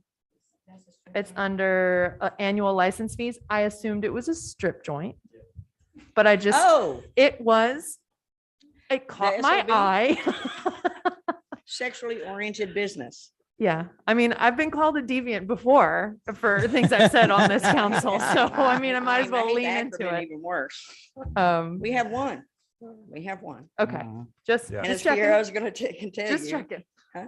That's the dirty bookstore, I call it, over Yeah. next to the pig pen. Oh, okay, Dirty yeah. bookstore. I gotta say, That's sexually what my mother oriented used to work. call it. I'm sorry. Maybe we could work on that phrase. That's what my mother called them. Yeah. For the sake of this, maybe I'm sorry. we Didn't mean can to- look at rewording that. it was a suggestion. Maybe we More of a rephrase business. sexually oriented work. That's the way it's in the codes. Yeah, Guess what? because Can we'll we get, add a parentheses? Just as some of the police things that we have that we report to you have some language Right. that I've questioned in the past. This is something that's been questioned, but we'll see within our legalities if that's something we could do to keep it consistent. So Gus, if you could assist in that. Also, I'd be remiss, we've got Chief Merriman. If Chief, if you'd like to say anything, because I know some of these fees also pertain to your group. Chief is actually at training. There's, So the temporary membrane and canopy permit, obviously it covers, generally that's going to cost overtime for me to have an inspector go out there and look at it, because the 200 square foot is for anything that has sides on it and you restrict your access in or out. Anything over a 10 by 20 with over 10 by 20, not at 10 by 20, anything in excess of it that has sides on it where you have one entrance or one exit, that requires the tent has to have a fire retardant certification, and it's going to require a fire marshal to go out and take an inspection of it. The canopy that doesn't have any sides on it, anything in excess over 400 square foot is what requires. Anything under that, so a 10 by 20 canopy with no sides on it does not require a permit fee or an inspection. The 8 by 8 pop-ups that don't have sides on them don't require an inspection. As a team, if we could do a better job of clarifying that language-wise on that line item, to even put an asterisk, something that says that better describes it. Unfortunately, that's the language directly out of the fire code written by an engineer. very good. We won't hold them accountable. Let's move this train on down the tracks. Kevin, are you wanting to speak? Your hand is raised. this is Kevin Taylor, and he's with BBG, who performs our plan reviews and our inspections, and also assisted us because he's helped with a lot of schedule fee changes for other cities, Okay. large and small. So he'd like to say. All right, Kevin, go ahead. So I just wanted to jump in and say, like, Kathleen obviously doesn't need a lot of support and assistance. She's very qualified and capable, but we've spent hours trying to put this thing together, trying to tie it best economically to the city of Marque and its circumstances versus, we've written permit fees for 45 different jurisdictions over time. We felt like this best fit city of Marque and what they were trying to accomplish. It's obviously not perfect, and we can't address every possible scenario. So if there are minor discrepancies, that we're more than willing to look at them. But I think, like, as far as the tents go, I think everybody's kind of ignoring it. It's an economy of scale, right? If you're a city of Houston and you're running the rodeo, you have 400 tents you're looking at. So it's easy to do permits for $200 a piece because you've got 400, and there's a lot of work grouped into one small area. City of Marque's not going to have that many at one point in time. So we just got to make sure we recoup the cost of doing the work. Like I said, nothing could ever be perfect, but like we've spent a lot of time trying to drill this down as tight as possible and tying it to the economics and circumstances that exist in the city of Marque that we feel is fair and most reasonable for the city at this time. Very good. You have a question, Joe? I'm gonna. Kyle, give us 10. All right, we're getting ready to put some time on this, guys. This is a healthy discussion. Of course, I I see, want to Keisha. move this forward. I do have a request. Number one, I guess it's the first time we've had such a comprehensive listing of all these fees, correct? So there's not Purposely one, made it detailed. there's 'cause not our one that I ordinances are can not. compare this to that presently exists, is there? Excuse me? There's not one that presently exists that I can compare this to. A schedule of fees? Yes, sir. There is? There is, yes, sir. I would like to see that. It's it's right in zoning under the schedule of fees. That's something that It's we not can going to look like this. That's what I'm saying. It's not as comprehensive as this one, because I'm seeing some fees on here that I'm not familiar with. For example, I didn't, well, number one, there's misspelling of words in here. That was the first one. My fault. I'm sorry. There's not, a road is a road, and things of that nature, but they have meetings, right? So that's number one, and I'll put that out.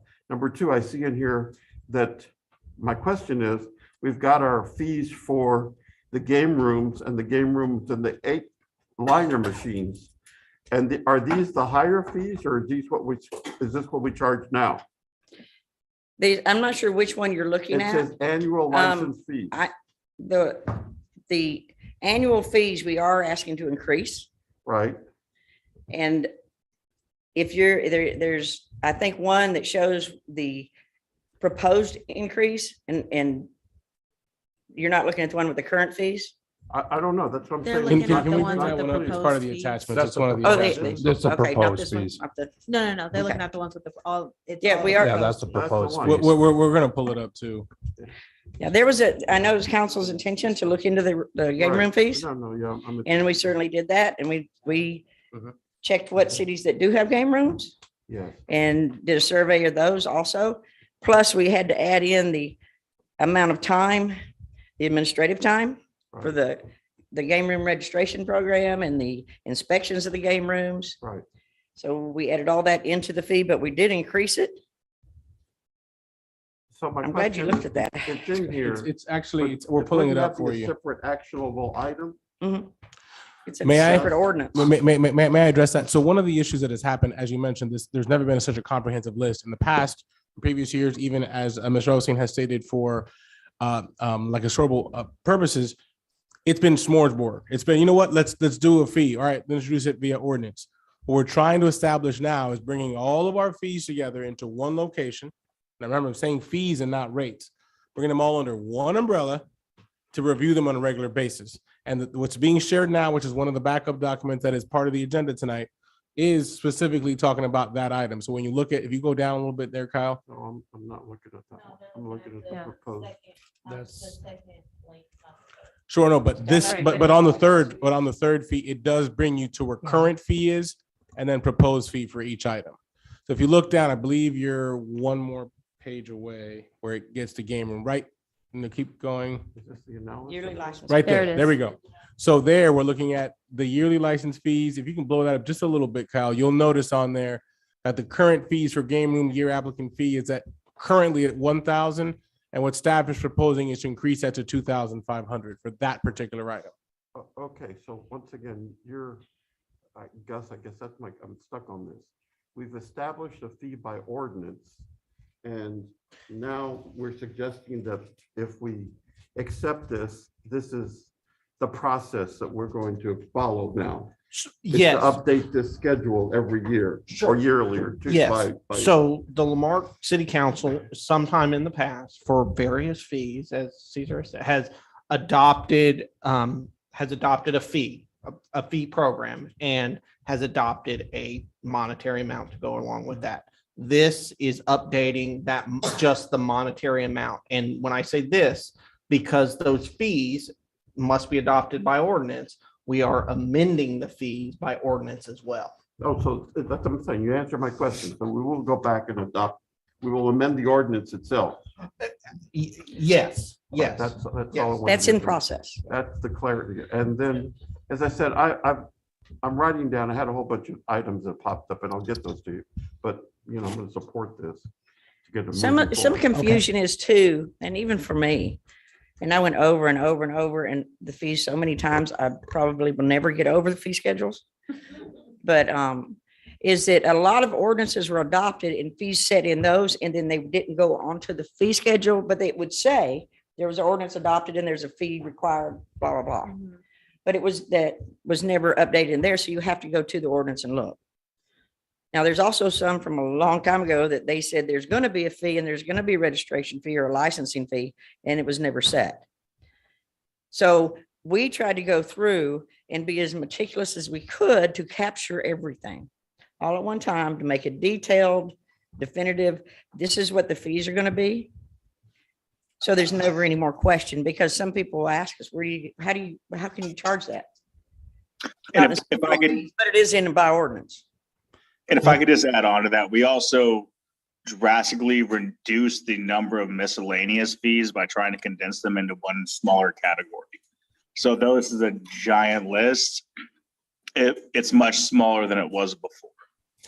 This is a administrative order, essentially, we're trying to do to bring everything under one umbrella to move it forward. My last comment is I do disagree with all permits being charged an additional $50 processing and service fee. If you're gonna set a permit fee, set the permit fee, that's what you pay. You don't add on more fees. That's just. Michael. Couple questions. Excuse me, sorry. To kind of piggyback on Councilman Call's comment earlier, some of these fees for like the canopy, that's, if I want to put a canopy on my house or at my house, do I have to pay this fee? Or is this just I on think- like Highland Bayou Park or city property? I think that I think what Chief Merriman said. Do you want to answer that one, David? Are you putting a tent that's over 400 square foot on your property? I don't know. I may have a wedding, but I mean, if I have just, no, if it's not that big on my property, I don't have to have that permit. But if it is on my property, I'm going to have to get a permit. If you're going to allow the public into it. Okay, but if I have a wedding and it's just family, I don't need a permit on my property. If I want to, if I want to have a 400 square foot canopy. If you are using it for public use, that's what these permit fees are for. Gotcha. If you attach that canopy to your house, that's a whole different ballgame. That Okay, falls under a storm issue. Okay. Correct. I want to make sure. As a temporary structure that's not attached to the home, it wouldn't be required to have a permit. So no, you wouldn't have to pay that as long as it's a temporary structure that is not intended to exist for the lifetime of the home. Gotcha. Okay. I just wanted to clarify that because I know some residents may be like, well, I want to have a party at my house. I got to pay this fee. No. So.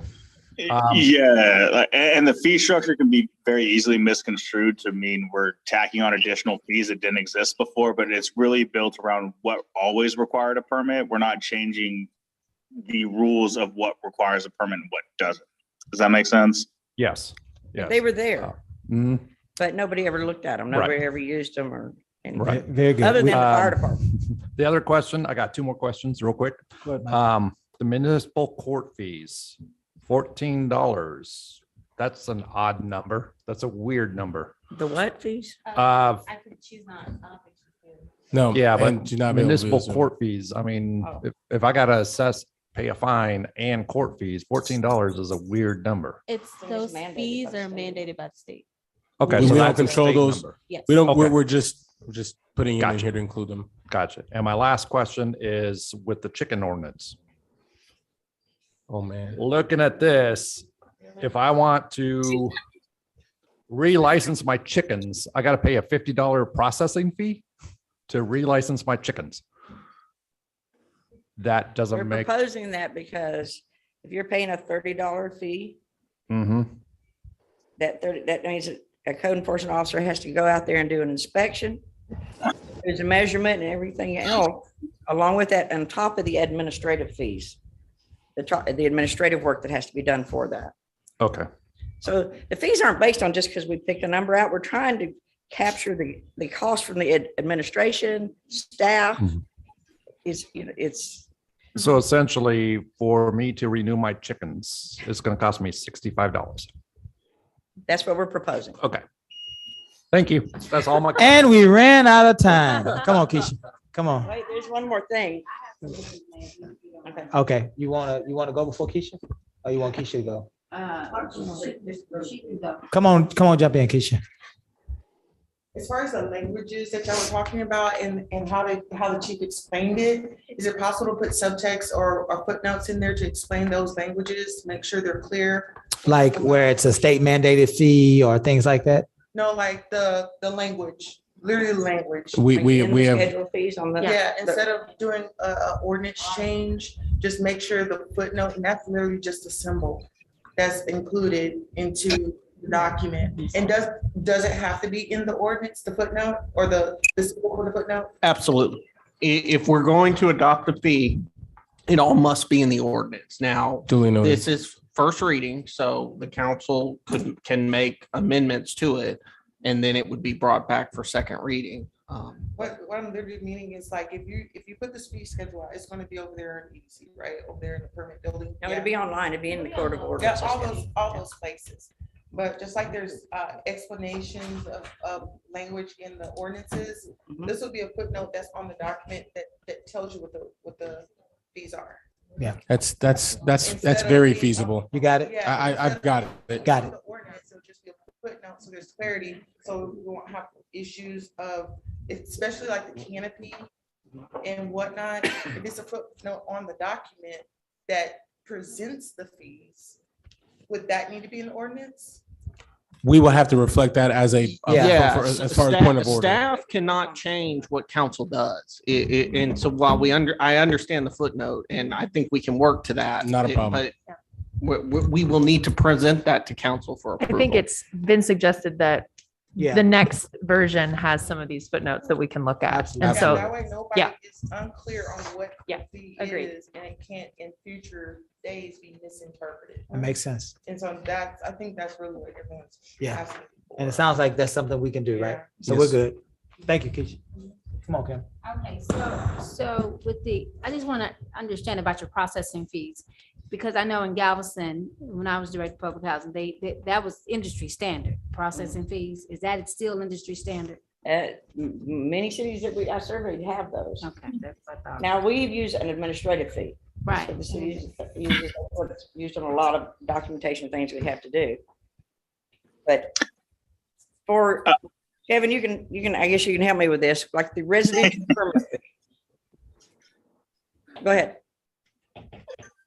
Essentially, it's just a way to recuperate the cost of processing a permit, handling the phone calls, and just basically the administrative cost behind issuing a permit. There's a lot of cost that goes into that. There's a lot of phone calls, questions. This is just a way to recuperate that, to make sure that even our lowest cost permits, city's not losing any money. All right. The other thing, the stormwater fee, that wasn't, is that still an option? That's public works. That was the stormwater fees in there? Not yet, okay.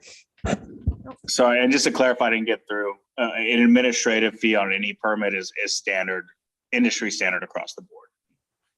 Every So jurisdiction we wrote permit fees for has a administrative cost or permit issuance cost, whatever we want to call it.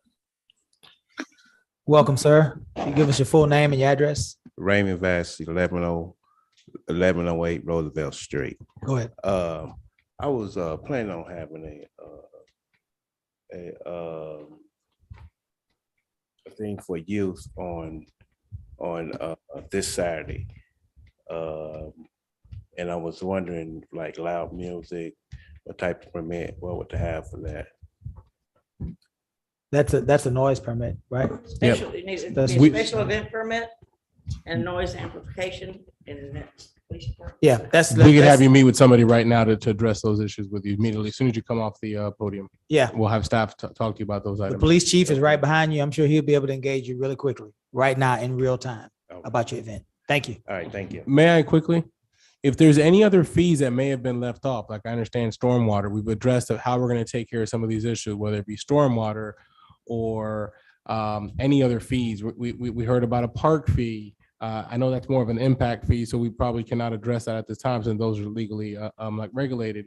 But if there's any other items that anybody would like to see, now's the time for us to address those. Again, we haven't had a stormwater fee before, but we haven't had a water line infrastructure fee. We haven't had any of these fees in here. If you'd like to consider those, now would be the time to tell us, yes, we like those, go do the homework on it, and we bring it back for second reading, and then we go from there. You're good. I think we beat that horse to death. We know everything about schedule of fees, even more than what we wanted to know, right? More than you wanted. All right. I can come back and read it off for you. if you want. I can go on for another 45 minutes if you want. Go ahead, Mike, and Mike's gonna give us the last word, and we got to go, guys. It's getting ready to be. This way, look. It's 9:30. Again, just because I'm reading the line item about the movie theater and the sound ordinance. That's basically for a commercial movie theater. Yes, and that's been there forever and Okay. ever and ever, yes. Well, yes. the reason why I said that, because our next park board meeting, we're going to consider buying an inflatable screen and stuff to have movies in the park. I questioned that, but it was there, so we updated it. Mhm. An X-ray machine, Yeah. that's there too. You Yeah. see that one? Lock, don't buy no X-ray machine. So Don't do it. Kathleen, you keep bringing up, You bringing up other stuff for us to talk about. Please leave. Drive the horse into the, can we drive the horse into the barn? Mayor, I'm muting myself. Y'all have a good evening. besides stormwater that was brought up, so we could do our homework, we have clear direction. Is there anything else that you'd like for us to review to bring back before you vote on it, obviously, under second reading? I have no idea. James, you want to come? Councilman, name and address. Maybe jump the gun. Sheila, are you gonna talk to him about that ordinance having the same number? on it? Councilman? To get that cleared up. James, name and address, please. James Osteen, 2012 Gerald Donna. Go ahead, I'm We sorry. talked about that, two ordinances, with the same number on them, and I think we need to get that cleared up before you vote on this ordinance. You wanna discuss that with him? Yeah, just any vote, we'd ask that the council make a motion to amend the ordinance number to 2022 -0009. I believe. That was 3 zeros. May I say one more thing before we move ahead, Mr. Garcia? Absolutely. The one thing I would like council to know is that the tremendous amount of updates we're doing for these fees. This will cause us have to reprogram everything into SmartGov, which is our current permit processing software. So I have gotten a quote from SmartGov on what this will cost. And we're looking at a little over $8,000 to implement these fees, or the fees when they're finally approved. I just want to make you aware of that. Now, this will be split between departments that we also do permits for, like Public Works and the police department stuff. So we're going to share with all that. But the other is that it will include all the programming for it and maintenance for it and GIS connectors, so that when we're start connecting our zoning maps and all that stuff, that will already be set up for us. So, but I just want to make you aware, I have a copy of the quote here because it will take y'all's approval or city manager's approval. All right. Thank you. I'll entertain a motion. So moved. First, I'd like, Yeah. yeah, Yeah. I'd like to make a motion that we use the amended ordinance number of 2022-000009 And you're making a motion that we approve this ordinance as that number, yes. as that number, same As- ordinance, different number. Yes. Okay. Is there a second? Second. Any further discussion? I would like to answer the city manager's question. Go ahead, Mike. I would like a change or to look into the chicken ordinance as the with the processing fee, because I don't know, I think we approved it. I can't remember if we approved it with processing fee or not. And I know we have a lot of people that have chickens. So if we could relook at that, make sure we're in line. That's Not charging it, or is that what it was saying? right, because I don't think in the ordinance we specified charging it, but if we could relook at that, make sure. So that's Good deal. That's my only discussion. So thank you, sir. No problem at all. Any other discussion? Hearing none, we'll call for a vote. All those in favor say aye. Aye. Aye. Any opposed?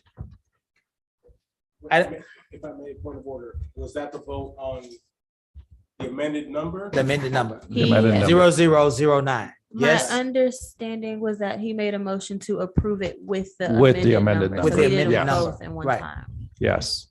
To approve it with the amended. number. So are we able to do that under one? Yes. Simple. All right.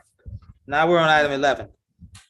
Consent, resolutions and consent. The following items shall be considered for action as a whole unless one or more council member objects. Does anybody want to pull any of our items of resolution tonight?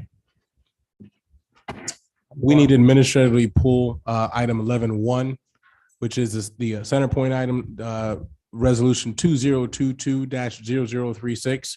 And we'll bring that up at a future meeting. Staff, confirm? Confirmed, yes? Yes. Okay, so now we're looking at resolution and consent items 11-2 through 11-7. I'm going to read those, just the captions very quickly. Resolution number letter R -2022-0037, revision to resolution number letter R -2022-0017. That's the Galveston County Water Authority. We heard from them earlier. 11-3, resolution number letter R -2022-0038. This looks like The React. the resolution for the REACT program. That is the React MOU. The MOU, the REACT MOU. Item 11-4, resolution number letter R -2022-0039, resolution awarding the RFP 22-01 debris management monitoring and consulting services. Resolution 11-5, number letter R -2022-0040, purchase of new fire reporting management software. Resolution 11-6, resolution number R -2022-0041. This is a resolution approving the TAPS grant for the police department. Resolution number 11-7, resolution number R -2022-0042. This is for the storm water management grant application. I will entertain a motion to approve. Did you ask if I could pull? Well, we passed the poll, already Joe. did that. We did that. We did that in the beginning. Did you want to pull something? Yeah, we got two things to pull. The water contract and the debris management. Yeah, they don't have to be pulled, but I'll make my notes. Let's do this. Passed collectively or what? The consent agenda is always passed collectively. No, I want to make there's some corrections I need to point out. Which ones do you want to pull, Joe? Both on the water contract. What number is that? That's I'm on the the second, I'm on the third page. That's the 11-2 11-2, and 11-4. 11-4. Yes, sir. Council, we are approving through this consent agenda, 11-3, 11-5, 11-6, and 11-7. I will entertain a motion. So moved. There's a second. Second. All in favor? Aye. Any opposed? Let's revisit item 11-2. You got the floor, Joe. Yeah, 11-2. On page 36 of the contract, purchaser's mailing address. I think that's incorrect. That shows 1500 municipal. I'm not aware of a street called municipal. That's the street the city barn is on. Is that, the contract shouldn't even go there? Should it? I'm just telling you that that's the name of the street. It's municipal. I'm sorry, that's the street the city barn is on? Yes, it's called Municipal Drive, if I'm not mistaken. Yeah. Okay. Why would a legal contract go? That's where the public works manager is at? Attention, or would that be the city manager? I would assume so, but we can change that to the city manager's attention here on Bayou Road. That's no problem. I would just prefer that. And then, so that was that item on that Well, one. let's take that one. Let's take 11-2. Do you want to make a motion, Joe, with that amendment to change the address? Well, I'll make the motion. I'll be voting against it, but I'll make the motion. No, I can't make the motion. You make the motion. Would you make a motion? I'll make a motion that we accept item 11-2, resolution number R 2022-0037 as amended with the address, With the city hall address? with the city hall address. I Very good. second. Any further discussion? Hearing none, we'll call for a vote on 11-2. All those in favor, aye? Aye. Aye. Aye. Any opposed? Nay. Show this contract pass 4 in the affirmative and 1 against. Item 11-4. Joe. On this debris plan, I'm wondering, the RFP clearly stated, let me find it, here it is, that you wanted a bid based upon equipment, labor, and and cost. Now, in the RFP response,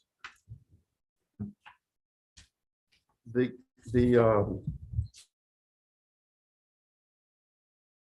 and services for your firm. And the quote back from the debris tech that you're recommending only has the detailed list of labor and I guess services, but I don't see any equipment listed. Wouldn't you have to have equipment to pick up the debris? If I may, so this current one, and Kyle's here who directed this as our OEM manager. This is only for debris management, monitoring, consulting. This does not include the debris pickup. So this does not include that. You will see a next RFP coming forward that is much more monstrous than this. So you will see another one, which we hope to get. Hopefully we can award as many folks as possible, because that one we're not limited. Here we're limited to one because we only want one person doing the actual management and then the actual reporting and consulting. So it's all funneled through that one vendor. For the pickup itself, you're about to see a brand new RFP coming out announced soon, where we're going to go out for solely the debris pickup, because we won't, hopefully, we'll have more than one a vendor selected that will have a much bigger response. So this is just the monitoring for Yes, $500,000. That's what it would be for the That's monitoring. reimbursable under a declaration. That's fully reimbursable, or is there 80-20 split? That is part of our split. That would be part of our split. It'd be a split. Correct. Okay. All right, that's the clarity that I needed there, Mayor. My apologies. Very good. No problem at all.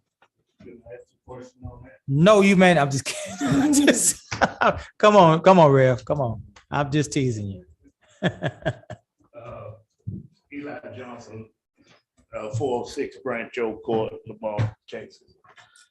I'm on the cemetery board, and on the debris, the pickup and everything, do Rising Star pay taxes to the city on their cemetery? That's a good question. It is, I assume that they are part of that's church property, and if that's true, then they would be tax exempt. That's Okay. making assumptions. I don't know personally whether or not that cemetery is part of the church or if it's privately owned. Kim, do you know? Would you know? It's part of the church, so most cemeteries that are connected with the church are nonprofit, but sometimes it's not. I don't see why. Yeah. It's been there since 1922. Okay. Reason why I was asking, because, they got debris over there, to cut down trees, and stuff like that, that's sitting there. And, we've been talking about a controlled burn. Can the city help take that away to try to clear that land? If the city removes that debris, we will, because we will get charged for it. We will pass along the bill from Waste Management. Okay, what about a controlled burn that the city, the fire department could use their cadets, with a. Right, like as a controlled training? burn, as a training. Yeah, that may be a possibility. That's not my purview. That's I will more states say, are. Chief Merriman, if you can clarify, right now we're under a burn ban, correct? That is absolutely correct. The county is in a burn ban until further notice. What I will ask, sir, if you don't mind, if Kathleen or a member of staff could please get your information to identify exactly where it is. So if indeed we do need to follow up on that to get the debris removed, and then obviously make sure that whoever the landowner is invoiced accordingly, then we could do so in that manner. Okay, because cemetery board be meeting Thursday night.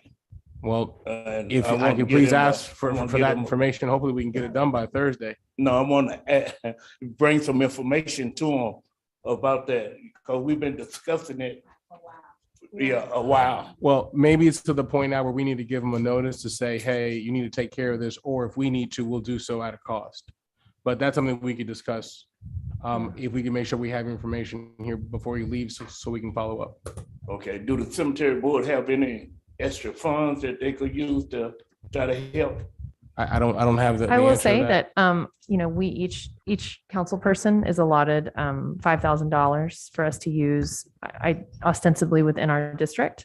I would be more than happy if we get some more details about what those figures are. That's my district, and I would be more than happy to contribute some. Oh, well, that's right. I'm so sorry. Well, it doesn't matter. You're thinking about the Lamarck. Yes, I'm sorry. I was thinking about Lamarck's, but it doesn't matter. I have money to spend, and we're coming up on the end of our budget year, and that's a very worthy cause. So I think we could definitely figure that out. Okay. Yeah. If I believe staff's at the back, we can take information. We can make sure we have that taken care of. I'd appreciate that, please. Thank you. Thank you, sir. Thank you, Rep. All right, guys, let's move on this one. I will entertain a motion. There's a motion. Is there a second? A second. Any further discussion? Hearing none, we'll call for a vote. All those in favor? Aye. Any opposed? Item 12, appointments. Appointments, reappointments, or removals of all city boards and commissions. It looks like Mr. Garcia has one appointment tonight that he would like for us to consider. Mr. Garcia. We do have an applicant who is available. If Ms. Pennington chooses to rise to be recognized, we are making her the recommendation for Civil Service Commission. And should you approve, we're ready to move that forward immediately. Thank you. Do you accept, Ms. Pennington, the assignment that has been given to you? I move that we approve. There's a second. Second. All in favor? Aye. Any opposed? Item 13. Congratulations, Ms. Pennington. You have been volunteering for this city in all sorts of capacities, and we never get a chance to say thank you officially. So congratulations and thank you for your service. And tell your boyfriend that too. Yeah. All right. We are on new business, 13.1, emergency medical billing, RFP. Is that a Cesar or is that a David Merriman? I will ask Chief to chime in here on this item for the need while we're bringing this forward. Yes, so good evening, Mayor and Council. Basically, our EMS billing contract is coming to the end of its life in January. And we have been with the same company since 2015. And I, in an attempt to be a better steward of taxpayers' dollars and to increase our return on work, we would like to put out an RFP to see if there are more options and better billing companies available to us.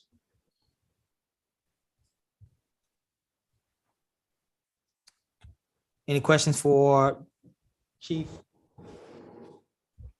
Council, any questions? None here. No questions. Man, you got off good, Chief. I will entertain a motion. I move we approve. Is there a second? Second. Any further discussion? Hearing none, we'll call for a vote. All those in favor say aye. Aye. Aye. Any opposed? Item 13.2, redistricting. Kyle, I think we might need to put 10 minutes on. Cesar, go for it. I'll be brief. We've had two council members who were part of this process, and if I could yield the floor to any recommendations that you would like to set forward, we can pull up any backup documentation that's on our agenda available for PDF at this time, should you choose for any of those items to be pulled. Or, excuse me, not pulled, wrong word, shared on the screen. Who wants to go? Casey? Sure. I'll talk, and Michael, will you correct me if I get anything wrong? Ladies first. Go ahead. All right. Where are they? Oh my gosh. Oh, I kill. Okay. So, our meeting, with the respectable gentleman who this is their expertise was brief and was primarily based on making sure we addressed, some concerns about keeping neighborhoods whole. Which I think is a very worthy discussion. It was one I was not here for. But so really all we had to do was look at it sensibly. We had some context. I suggested, why don't we just not take out this notch and go around this other direction? And I know that that's not very helpful when I don't have the street in front of me, and I do apologize. I don't have it committed to memory. But it was a straightforward process. We asked them, and luckily the suggestion that we made, it very neatly got us to the demographic representation that we needed to have, which is keeping, for those unacquainted, it's basically trying to keep within each district as much as possible a representation of the overall demographic makeup of the city as a whole. And we were able to do that. Okay, now I'm looking at this. Help me out, Gus. So the red lines are going to represent, I believe, the council, the original districts. The new line or the new coloring represents the new district. So if I may. Yeah, that's hard to look at. Previously. Yeah, that's what, we looked at that, and I think anyone who knows District D, you can kind of look at that and go, oh, that looks a little weird. And so what we said was, why don't we just not do that? And let's follow more of a natural neighborhood break. And that is all we had to do. And it was a quite straightforward process. And Gus was a prince. He led us right through it. And it was, like I said, very straightforward. That's all I have to say. And you said it very eloquently, so I have nothing else to say. The only question I have is, what is that little at little the bottom, that little NC? It looks like, what neighborhood is that? The rectangle there. That should be just, it's just outside of Barando Pines. That's the Perthius Farms area. Yeah, that's Perthius. Oh my gosh, is that where I live? I don't remember that. No,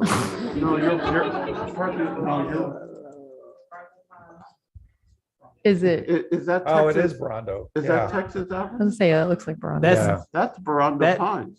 Yeah. That's Vaucher Street right there. Yeah, Vaucher and Barando. Yeah. Okay. What do y'all, how do y'all feel What about that, happened to it? council? That's a Okay, there we go. jagged little edge there. Yeah. I know my Barando Pine folks are gonna be not too happy. Yeah, I don't have a lot to say about it. Honestly, I wasn't looking at that at all when we were. I didn't think Barando Pines was in. I thought I was just picking up the state streets, the Texan history streets. Do we want to do anything with that, guys? Because the night is getting. Let's table this and relook at this. Yeah, I can talk I think that's fair. to Bob about what this is.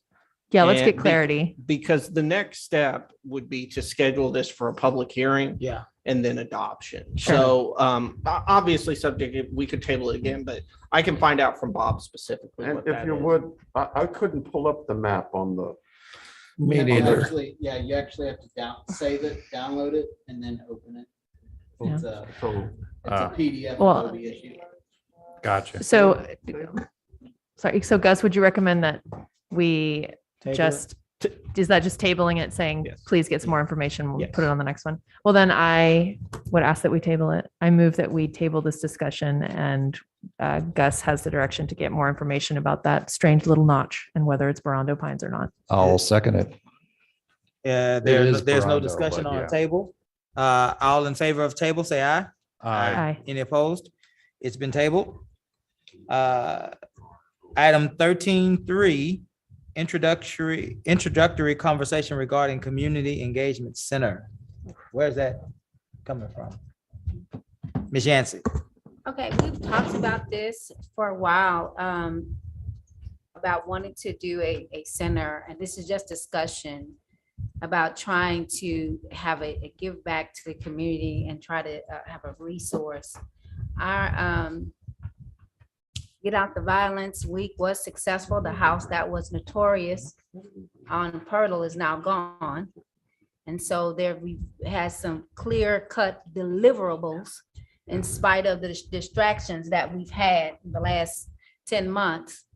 So in District A, we would like to continue and to talk about the Community Engagement Center where TWC, our partners, can come and also work with our community and they don't have to go all the way to Texas City. Some are not able to get to that side of Texas City, but actually have something that is in the center of a Marque, like a one-stop shop for information, along with working with the library, of course, as well. But having a place of resources right here in our community, and that's what we don't have. We do not have a lot of sacred spaces anymore in La Marque due to most of our schools being gone. We can't use the high school track. We don't have any place really where we can call our own. We're working on that with our new city manager who has met with TCISD to talk about some local agreements, some interlocal agreements. So we've got some good things on the table, but I just don't want us to forget about, as you saw, Merv Johnson talking about some of the rental housing issues. And housing is a huge problem in Galveston County, has been for years. And now it's really escalated now because of what we're dealing with in the state of Texas. And so that can be a place where we can have resources for rental information, where to go.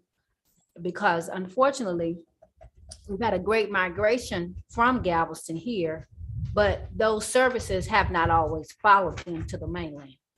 And so this is something I want to talk about with the council about trying to do that. So just consider it. I know we had some things on the table before you came about trying to get that center on, hopefully on Cedar Street in District A. Yeah. So certainly we're moving into budget workshop season. So council is aware of this request from District A. And certainly we will definitely have that discussion in our budget workshop. Yeah. And see where it takes us. Is that fair, Kim? Yeah, I'm good. Fair, guys? Yes. Yes. Joe? Okay, all right. Let's move to item 13.4, upcoming events, city events and important dates for community awareness. Cesar. Certainly, and we'll be brief. We wanted just to update you. One was already brought up as far as 13.4 is concerned. Our back to school event we're proposing for August 6th. The flyer is on the screen there for your viewing pleasure. We want to make sure you can mark your calendar. More information to come on that as details are finalized. Any other events that may come up, we'll make sure that we, make everybody aware. Second item that's up also for you to mark your calendars for, please, if you can, would be marking your calendars for Bayou Fest, which is set to take place at Highland Bayou Park once again on Saturday, October 15th. The flyer, the save the date is available, and as more details arise, we'll also share those then. Other things that may occur between now and the next meeting, we'll make sure to share with the council and the public accordingly. Good. We're now up to item 13.5. This is items for the good of the order, or otherwise known as announcements and requests from council. Who wants to go first? I was wondering if we can change we have a special budget meeting on the 21st, I think. That's one of the dates I highlighted. And I'm having childcare issues that night. So I'm seeing whether we can change it. That night? Well, or that day? That day. Okay. Where are we at on that? We have no problem. We created enough of a buffer to adjust to that. So if you'd like, we could just skip that one and go to the next scheduled one, which would have been on the 25th. Add one after? Certainly. Okay. So that wouldn't be a problem whatsoever. So do we need to, that happens this month. So do we need to add that other one now while you have the council available? We added some extras towards the end anyway to make sure we could do so administratively at our next I meeting. just want to make sure that the council can all meet on that next day. Are you going to handle that? Yes, sir. Individually? Yes, sir. Very good. We're good. Does anybody have any objection to Casey's request? No. Let's move on. Go ahead, Casey. That's it. Thank you. I thought you were gonna have an impassioned speech about No, liberty and it's too late. Well, actually, now that you said it, no, I will keep it very brief. And Mr. Loftus said something earlier while he was talking, and obviously he felt a great deal of passion, and I have to say that I share it, because we all know that this city is far from perfect. I mean, it's a city in the nation of the United States of America. We have a lot of work to do everywhere. And this city has known divisiveness and wrongdoing and good doing for, I would imagine, as long as it has been an incorporated city and beforehand, because that is what humans do. But it is absolutely dismaying to see the sowing of absolute chaotic mistrust that has been happening here. And beyond that, the actual harm that is being done to my fellow council people by obviously a certain individual in particular, but by a group of people who I just can't seem to really understand a motive here that has anything to do other than with sowing chaos and trying to bring ruin to a city by targeting individuals. And I would invite those people to expand their target, because I sit up here and I support them in the work they do. And so please, I'm wide open. I'm ready for your abuse, because if you want to make good on your self-defense that this is not about race, then let's go. That's all I have to say. And wait, I always have to finish by saying thank you to the staff, because you guys work hard. The education I had in my first term was incredibly enlightening about what makes a city run. And now in my second term, seeing what staff people who've been around for generations of councils and beyond, you truly are heroic. And I don't want to do, the patronizing work that, we tend to do to so many careers that, teachers or whatnot, where we say like, oh, you're just such heroes for carrying on, with such thankless work. I promise that I will do everything I can in the rest of my tenure here to have this city make good on supporting you better. Thank you so much. You work so very hard and you put up with a lot of baloney that you shouldn't have to, and you have vision, and you've been working really, really hard, especially in this past year that has been very, very difficult. So thank you so much. Okay. You asked for it. My gosh. Okay. We enjoyed it. We definitely enjoyed it. Michael, Ladies you wanna go first. next? You know me, ladies first. I'm always chivalrous. I'm just glad to represent this amazing city. We have some great things. I'm gonna keep it positive because that's how I was raised to be. My mother's always taught me that when you have great opposition, there's a great blessing on the way. And so there are so many good things that are happening, getting ready to happen in our city. And I don't think we always share that narrative enough. And that's what we've asked the staff to do, to talk about what have we delivered in the last year? What have we done? And so when you're a school teacher and there's a bully in the classroom, a good teacher has to do something to manage the classroom so that the good students are elevated and celebrated and not just tolerated. And so by doing that, what you do is you tell them the good things that they're doing so that you don't you don't give the kid that's acting up so much attention. There are some people that want a stage. We saw that tonight. The American government is too precious. It is too precious for us to play with our Constitution and our government. And that's the part that I think we lose the sacredness of what we have here in America, that people are dying to get here. This is precious what we have. And I think we take it for granted. Now, but I want to say to our staff, we see the hard work that you all are doing. To Cesar, who's been here less than 3 months, well, 90 days now, a little bit, and continue to bring us together. We know that in every person there's good. There's good. I have to believe that. There's got to be some good now, but there are rules and there are consequences, like in any, area for bad behavior. But what we really want, I want to ask all the questions. Does this help our city? Now, someone asked me, what is your evidence? I have enough evidence that I have a temporary restraining order signed by a judge, not once, but twice. So if a county judge thought that my harassment was enough to get a TRO, then believe I'm not lying, like as he said tonight. So, and I'm very serious because I do not want the residents to concentrate on this. We will handle it in a court of law the way we're supposed to. The FBI has been notified, Texas Rangers, and local law enforcement. That is the democracy that we live in. And that's how we're going to fight so that we can concentrate and make Lamarck a beautiful city. There is so much happening here. And I think that's why people are mad, to be quite honest with you. This is a council that acts for accountability because I believe what gets measured matters, right? So we do ask questions. We do want to see the results, at least I do.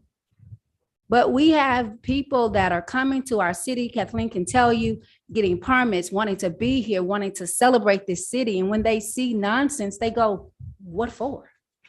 What's the issue? If is this really about politics or is it something else? This is being duplicated in many other cities.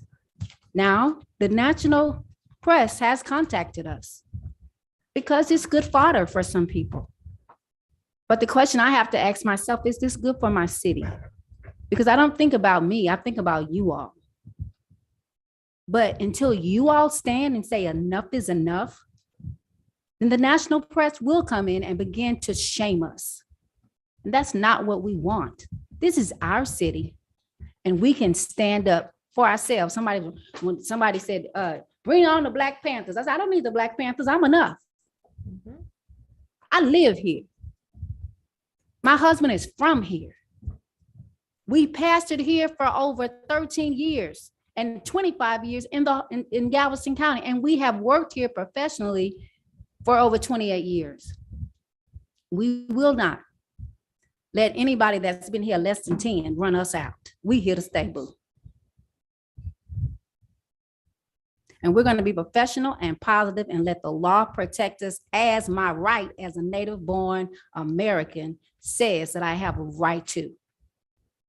So I'm going to continue to love and show love. My husband has been called a fake pastor. I've been called a Jezebel. I just horrible names daily, but you got to see a little bit of that. That's what we deal with every day since September 2021. People were texting like, oh my God, this is horrible. This is horrible. Yeah. That's our world. That's what some of our staff has been going through too. When they get emails and fake tweets and we run to the DA and ask the DA to help us. And Jack is like, I don't know, it's just not enough. And because he doesn't want to set precedent, because the reality of it is that this has never happened like this before. And I understand why he's a little bothered about it. But do we want the national press and the DOJ in our city? No, we need to handle this. We are intelligent and professional enough to handle our issues. We don't need anybody coming in here and shaming us. I'm sorry, but I love you all. We're gonna keep serving. I thought that was the timer. I'm sorry. So, but let's just keep it positive, and pray for our mayor, pray for our council members. And thank you, Casey. But I really don't want you, I don't want you to feel this heat. I really don't, baby, because it's tough. It's tough. And I really don't, this does not need to be our new normal. It does not for anyone. You're right. For anyone, this does not need to be our new normal. Keep it, if you're intelligent, you can keep it on the politics. But when there's something wrong with you and you do personal attacks and you have no proof, and when you consistently lie, that is not the American way. That is not what our founders, and I'm a history teacher and a government major from UT Austin. I know our government. And this is not the intent of our founders. So for everyone else, let's concentrate on being positive and let's talk about the great things that are happening in our city. And you're going to provide some information for us next time for that. Thank you. I'm done. Very good. Thank you, Kim. First, I want to recognize Tanner, who's one of the members of our fire department. And Tanner is the president of, I guess the president is the right term, of our local Houston Galveston Radio Emergency Associated Communications Team. It's called REACT. Yeah. And And REACT serves this important purpose of being there in the midst of electricity out and unavailable and our infrastructure out, as we've had before after Hurricane Ike. Those of you remember, our cell phones didn't work. But with REACT, we're still able to continue communications to Austin to put in our star requests with attachments, and we're able to communicate, in fact, with all the world as we coordinate and organize our response. And I'm proud to say that I'm also a new member of REACT, so I appreciate the effort. I'm soon to be trained in radio operations and stuff too. So I guess my voice will not be turned off, even in the voice of no electricity, right? In the midst of no electricity, you'll be able to hear.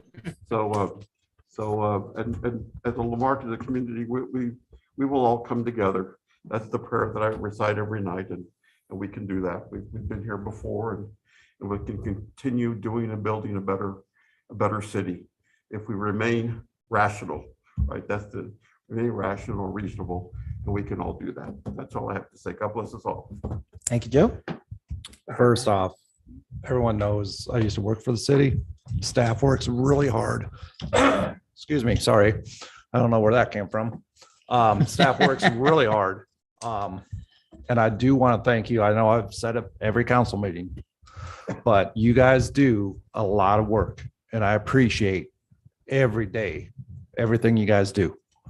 I've seen it from the inside. Now I'm seeing it from the outside. And I do appreciate it. Now, it is right that council members should not be attacked. Staff should not be attacked. Staff should not have to be followed home. Most people don't know that. Staff members have been followed home. That's not right. We saw some contention tonight. We need to stand. We've always said we're one Lamarque. We need to move forward together. And whether I'm put myself on a target tonight, I don't care. Because you know what? We are one Lamarque. I don't care if you live on the west side, live on the north side, live on the south side, live in Omega Bay, Delaney Cove. It don't matter. We are one Lamarque. So put politics aside, we need to do what's right for the city. And city manager, I hope that we bring, like Ms. Yancey said, we have a lot of good stuff out here. And I hope that we can bring that to light. And instead of the negativity, instead of the fighting, because I believe in the city. This is my home. So thank you very much. And let's keep moving the city forward. Very good, Michael. Thank you. July 12th, I think that's tomorrow. Yes. July 12th in Omega Bay, or for the Omega Bay community. I believe it's going to be at Bayou Vista. We're going to have our first kickoff of our community policing effort. I believe the doors will open at 5:45. We'll have that meeting, and then I believe they will have a homeowners association meeting afterwards. Certainly, I'm excited to be there with my friend Michael and the rest of you who want to attend. That's good news. Chief, you're expanding your community policing organization. And then on July 13th, I believe at noon, we're going to have a Crime Stoppers meeting at Kelly's. Is that right? So we'll be with you at Kelly's to support our Crime Stoppers organization. Again, anybody and all of us are welcome to do what we need to do to stand against crime. And I believe on this Saturday, July 16th, I heard, well, I didn't hear, I read on the internet that I believe it's Alana Brown, our Keep Lamarque Beautiful chairperson, is hosting a cleanup of one of our parks. Coffee, and there it is right there, coffee and cleanup, July 16th from 9 a.m. to 12 noon. You can come out to Mac McGaffey Highland Bayou Park and take part in the cleanup. Again, I'm going to be there. Certainly the rest of the council will be there to do our part. These three things will help our city to move forward because we need to move forward. So as I close tonight, people have asked me, because I do go to the store, get gas every now and again. How do I feel?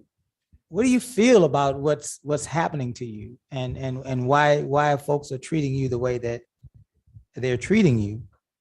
And I thought about that. I had to think about it. And what I thought about was this idea in my mind that this is the greatest time of my life. So for all of you that are wondering, those of you that are at home, I haven't said a whole lot. How am I feeling? This is the greatest time of my life.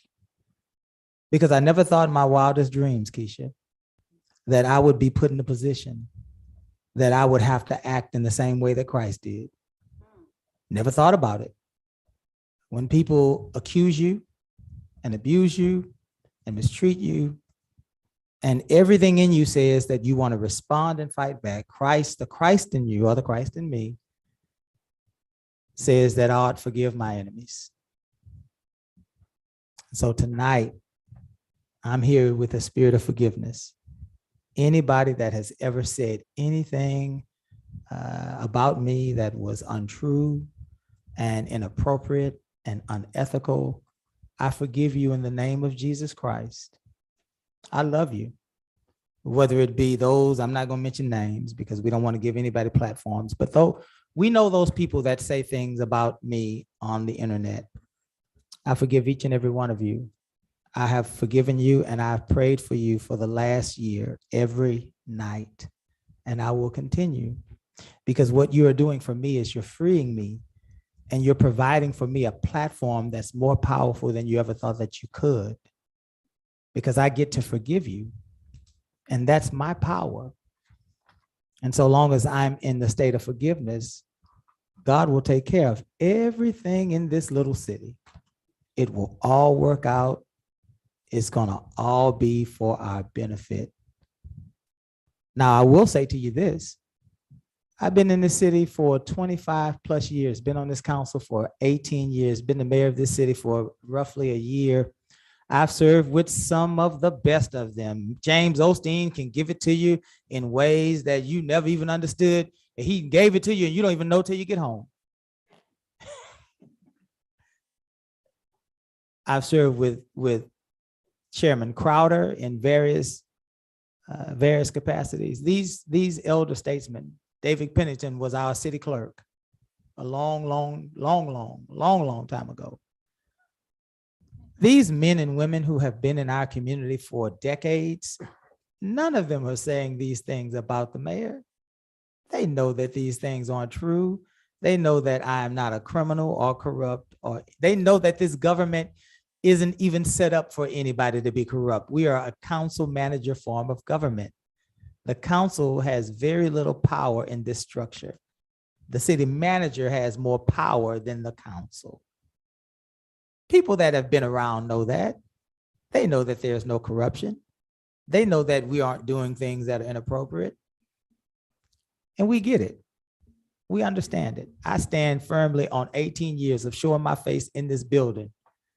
And not one of these people, not James Osteen, not Connie Trube, not Deanie Barrett, God rest her soul, not Larry Mann, not Geraldine Sam, not any of those people that are Larry Crow, any of those people that I've ever served with, not one of them have ever suggested that I was anything other than, oh, when you get him on something he believes in, he will argue with you all night long. That's about the only thing that they've ever been able to say is that I'm passionate about what I believe in.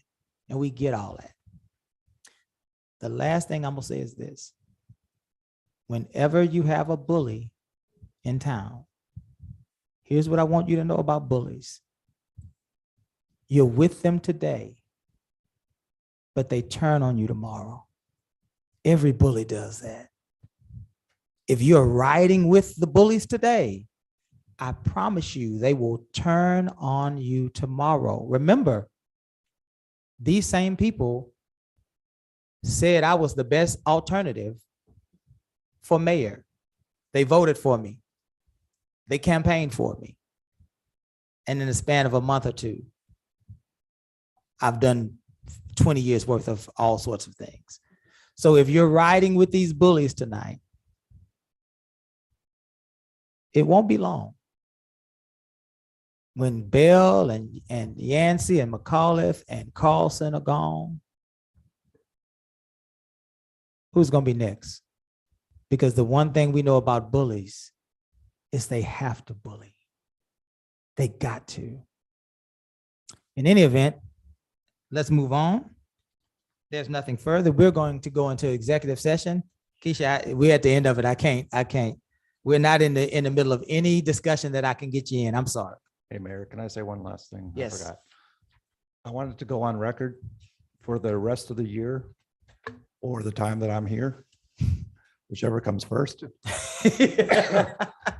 I want my stipend to go back to the city. My $50 a month, I'm taking it back to the city, giving it back. I don't need $50. I want the city to receive it. So I want to go on record by saying that. Thank you very much. We are now moving into our executive session. Tonight, we will, item 14, reserve the right to adjourn into executive session at any time during this meeting to discuss any of the matters listed as authorized by the Texas Government Code, section 551.071, consultation with attorney, 551.072, deliberations on real property, 551.073, deliberations about gifts and donations, 551.074, personnel matters, 551.076, deliberations about security devices, 551.086, economic development. Tonight, though, we will consider 551.074, personnel matters. We will begin the process of evaluating the city attorney, the city clerk, and the municipal court judge. We will have a briefing from Cesar about our fire and police collective bargaining update. And we will also have a discussion relating to cost of living adjustments for the fiscal year of 2022, 2023. I just wanted to say that that's actually tied to item 2 for the CBAs. That COLA was tied to So that. those are, so 2 and 3 are kind of together on this. Yes, sir. Okay, gotcha. And 14.2, section 551.071, consultation with attorney. He is going to give us updates on any investigations we have throughout our city. Madam Clerk, what time do we have? 10:14. It's 10:14. We're gonna close this regular meeting, and we will retreat into executive session at this time.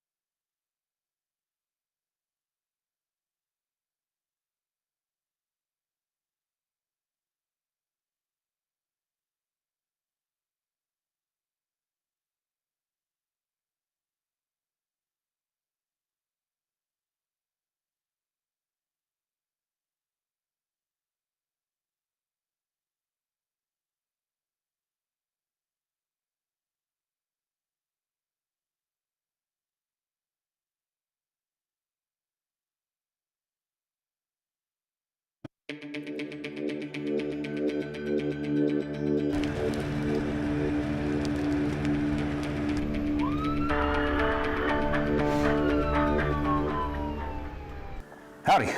this is David Merriman, your fire chief for the Lamarque Fire Department, here with your June snapshot for operations in the city of Lamarque.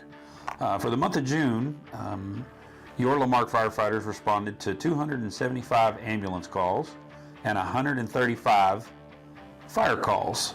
Of the 135 fire calls, 1 was a residential fire, 3 were vehicle fires, and 3 were outside grass fires. In the month of June, your Lamarque Fire Department, in conjunction with the Safe Kids Greater Houston partnership that we have, held a car seat check here at Central Station at 750 Sawgrass Point Boulevard. And during the seat event, we checked 20 seats for citizens and were able to donate 15 seats to those who needed them to keep their children safe. During the month of June, your Lamarque firefighters have been hard at work training to improve their service delivery to the citizens. We have 4 personnel become certified as driver operators. We had 3 personnel become certified as fire instructors. We had 2 personnel become certified as fire inspectors. And under the new partnership with Safe Kids Greater Houston, we have 4 of your firefighters become child safety seat technicians to help increase the ability to check child safety seats for the city of Lamarque and Galveston County. On the second Thursday of every month from 10 to 1 here at Central Fire Station, you can come and have your child safety seat checked by a certified technician. This is a service that is offered free of charge. It is no cost to any of the citizens. And if you just feel like having your car seat checked, please come by and see us on the second Thursday of every month from 10 a.m. to 1 p.m. here at Central Fire Station at 750 Sawgrass Point Boulevard, Lamarque, Texas. And that, ladies and gentlemen, is your June snapshot for the city of Lamarque. This is your Fire Chief, David Merriman. Have a safe week.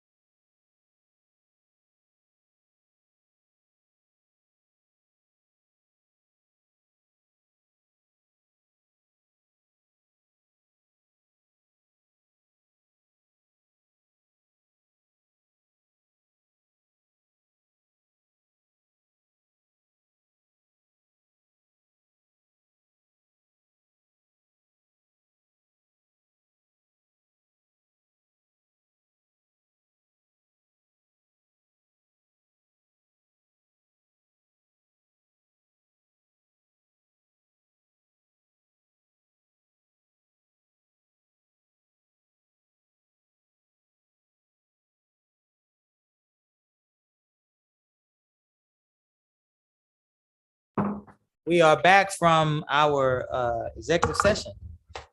And we are closing our executive session at what time, Kara? 12:36 a.m. And we're opening our regularly scheduled meeting at what time? 12:37 a.m. The one that started at 6 p.m. Council, do we have any items that we'd like to take action on from executive session? Sounds like there are no items. That we'd like to take action from executive session. So that takes us to item 16. Yes. Adjournment. I'll entertain a motion. So moved. There's a second? Second. All in favor? Aye. Any opposed? We stand adjourned.